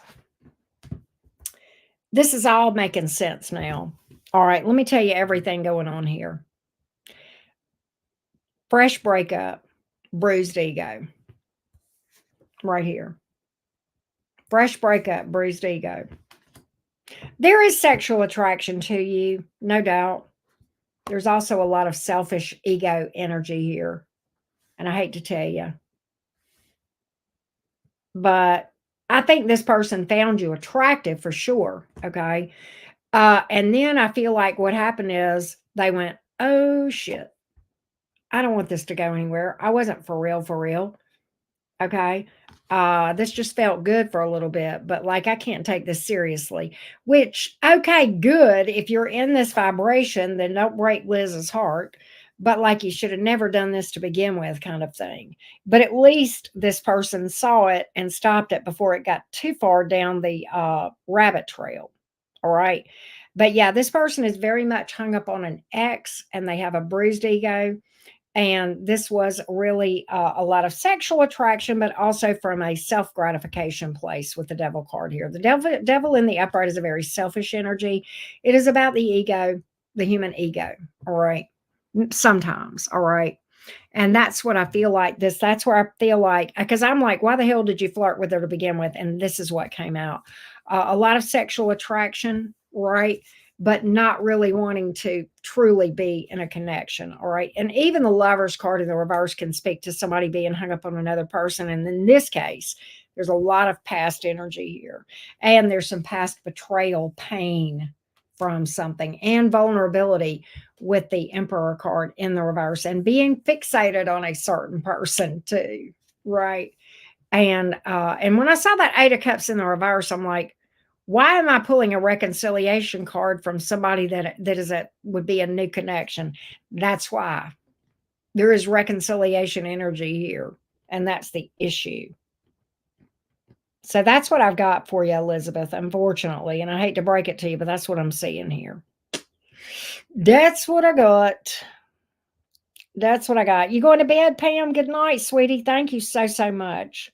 You're welcome, Liz. I wouldn't, I mean, here's the thing. You're probably an attractive person or it would have never happened. At least he didn't completely rebound with you. At least he didn't completely rebound. So good on that. Good on him catching it in time where you weren't like really, really deeply emotionally invested here.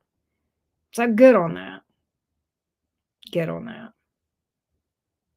But that's what I got. He took it. Yeah, I agree. He took it too far, but at least at least he stopped it at some point. He did take it too far, no doubt. I mean, that's why you got this Magician in reverse and Devil card. Manipulative, ego, right? Yeah. It's not the best energy but you're welcome, sweetie. Thank you for booking a reading. You and everybody. I greatly appreciate you guys doing that. Thank you so, so much. For looking to me to read for you. Yeah, Jason, I know. All right, Jason, why you got to bring up pancakes? Because that's making me want pancakes now. So now, Jason, you're going to have to go to the kitchen and you're going to have to make us all some pancakes. Pancakes. I'm just telling you, Jason. You've got kitchen duty. Thank you, Stratosphere. I appreciate you. But yeah, Jason, you got to go cook for everybody now. You're Jason, this is on you. You're the one that brought up cooking, Jason. So you got to go make pancakes for everybody, right? I know, right? Stratosphere. Oh, she did it. Oh, did I miss something? Oh, so okay, you both of you got to make pancakes for the whole gang. Yep, that's what I'm getting. Jason and Anastasia, y'all got to make pancakes for everybody. Yep, Chef Jason, right? I know. That's funny. Foodie time, right? It's foodie time. Oh, okay, Melissa. No fair. Are you psychic, Melissa? Because okay, how do you know that I have chocolate chip Eggos in my freezer? How do you know that, Melissa? Anastasia ain't chef, and you told me to. You're right. Okay, now yeah, you're right. Whipped cream. Oh yeah, You know what? I got some whipped cream in there. I could put that on those Eggos. Woo! I throw down on that stuff. Yeah, I do, Melissa. I have chocolate chip Eggos in my freezer. I sure do. I sure do. That would be good with some whipped cream on it, though. The chocolate chip Eggos with whipped cream instead of like syrup, right? I know, right, Scorpio? Those things are addictive. My future son-in-law got me addicted to those things. Anastasia, are you still here?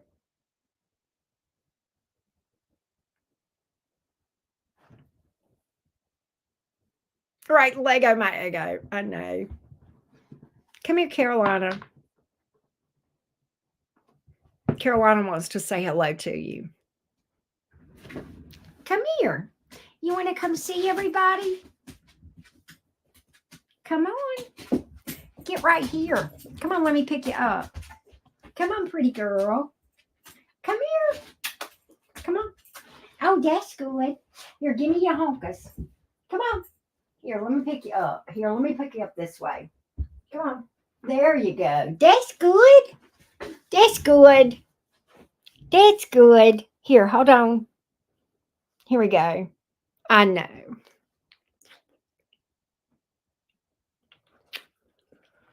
I know. Sorry.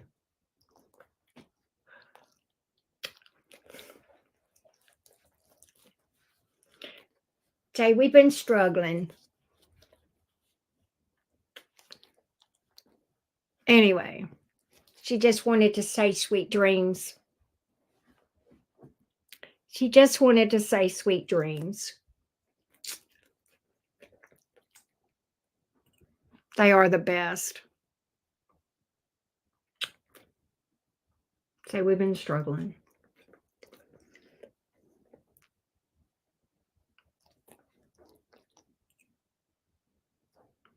But I just wanted her to say a special hello to you guys because I know she says hello to y'all a lot. And Anastasia, I know you kind of love my little puppers. And so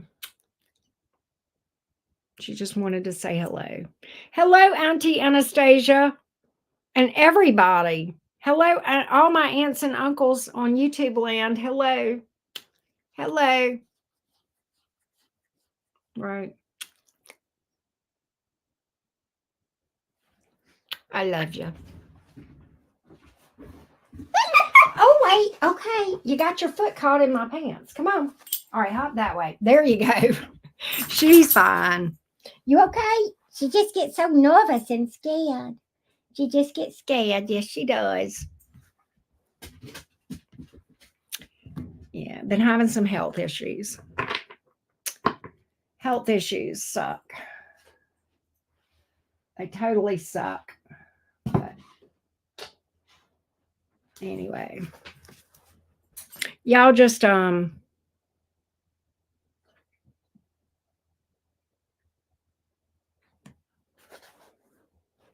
her some good vibes.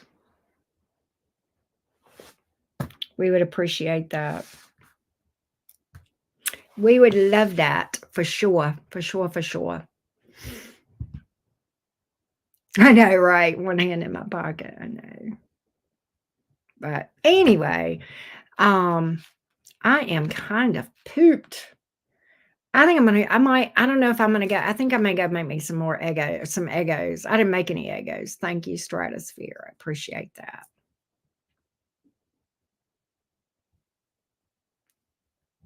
Good. Thank y'all. Thank you so much. She appreciates that. She appreciates that. But all right. With that being said, guys, I'm gonna get out of here. It's been thank you, Jason. I think I probably would like a frittata. Good night. Hugs to you, Lulu. Um, go back to work with a smile on your face and a pep in your step. I love you guys so much. I appreciate you all. Hey, Gianna. Was busy making sour. Oh, that's so sweet. I did, Gianna. Thank you for that. I appreciate the well wishes. Um, sourdough bread. I'm coming to your house. We're always talking about food up in this cottage, right? I love food. Oh, it's ridiculous. Jupiter and Taurus. I have a Taurus stellium, and Jupiter is one of my planets in Taurus. Jupiter in Taurus, Mercury and Mars in Taurus. Three of my four planets that are in my 12th house. Yes, food is joy. Food is joy for sure. It's the little fun things. Oh, y'all want to know? Speaking of Taurus vibes, like if we're not talking about food, it's something else. Like I haven't talked about this in a while, but like there is a Netflix series called Blacklist that is out freaking standing. It's really, really good. Well, I finished it all like a while back. They've got a new season, and I've been watching it. I've been binging on it. Oh, it's so good. I'm so happy. But anyway, if y'all have not watched Blacklist, you should. It is really, really good, especially if you like shows that are like crime related, FBI, stuff like that. If it's not about serial killers. I mean, it can be some occasionally, but if you were the type of person that you enjoyed things like Criminal Minds, you would like this. And it's very fast paced too. You got to really pay attention and keep up. And it's hard to predict. I know I do get excited. It's the Gemini rising that gets excited, right? So yeah, I'm gonna probably go watch a little bit of that. Yeah, James Spader. Oh, it's so good. It's so good. Yeah, very Gemini. Oh my God. It's crazy. But yeah, so I watched that. I watched a series called Flaked.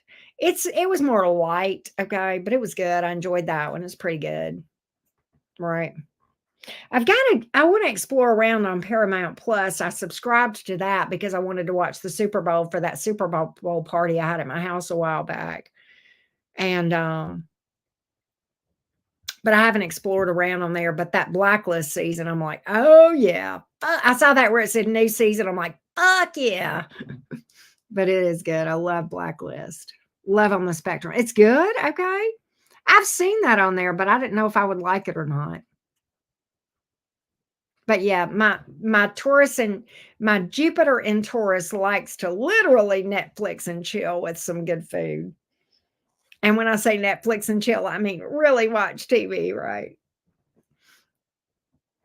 So, but I think I'm gonna get out of here, y'all. I've had a good time and I appreciate all of you guys watching. Oh, thank you, Scorpio Stylist. Um, but I've really enjoyed tonight and I appreciate all of everybody that booked readings. And certainly thank you to Lulu for the super chat. It is greatly appreciated. But I love you guys to the moon and back. Thank you so much. I think it's a light day tomorrow on the channel. Probably I've got some things going on that kind of makes it hard to predict when Fam Jam is this week. We are going to do it. I just don't know which night.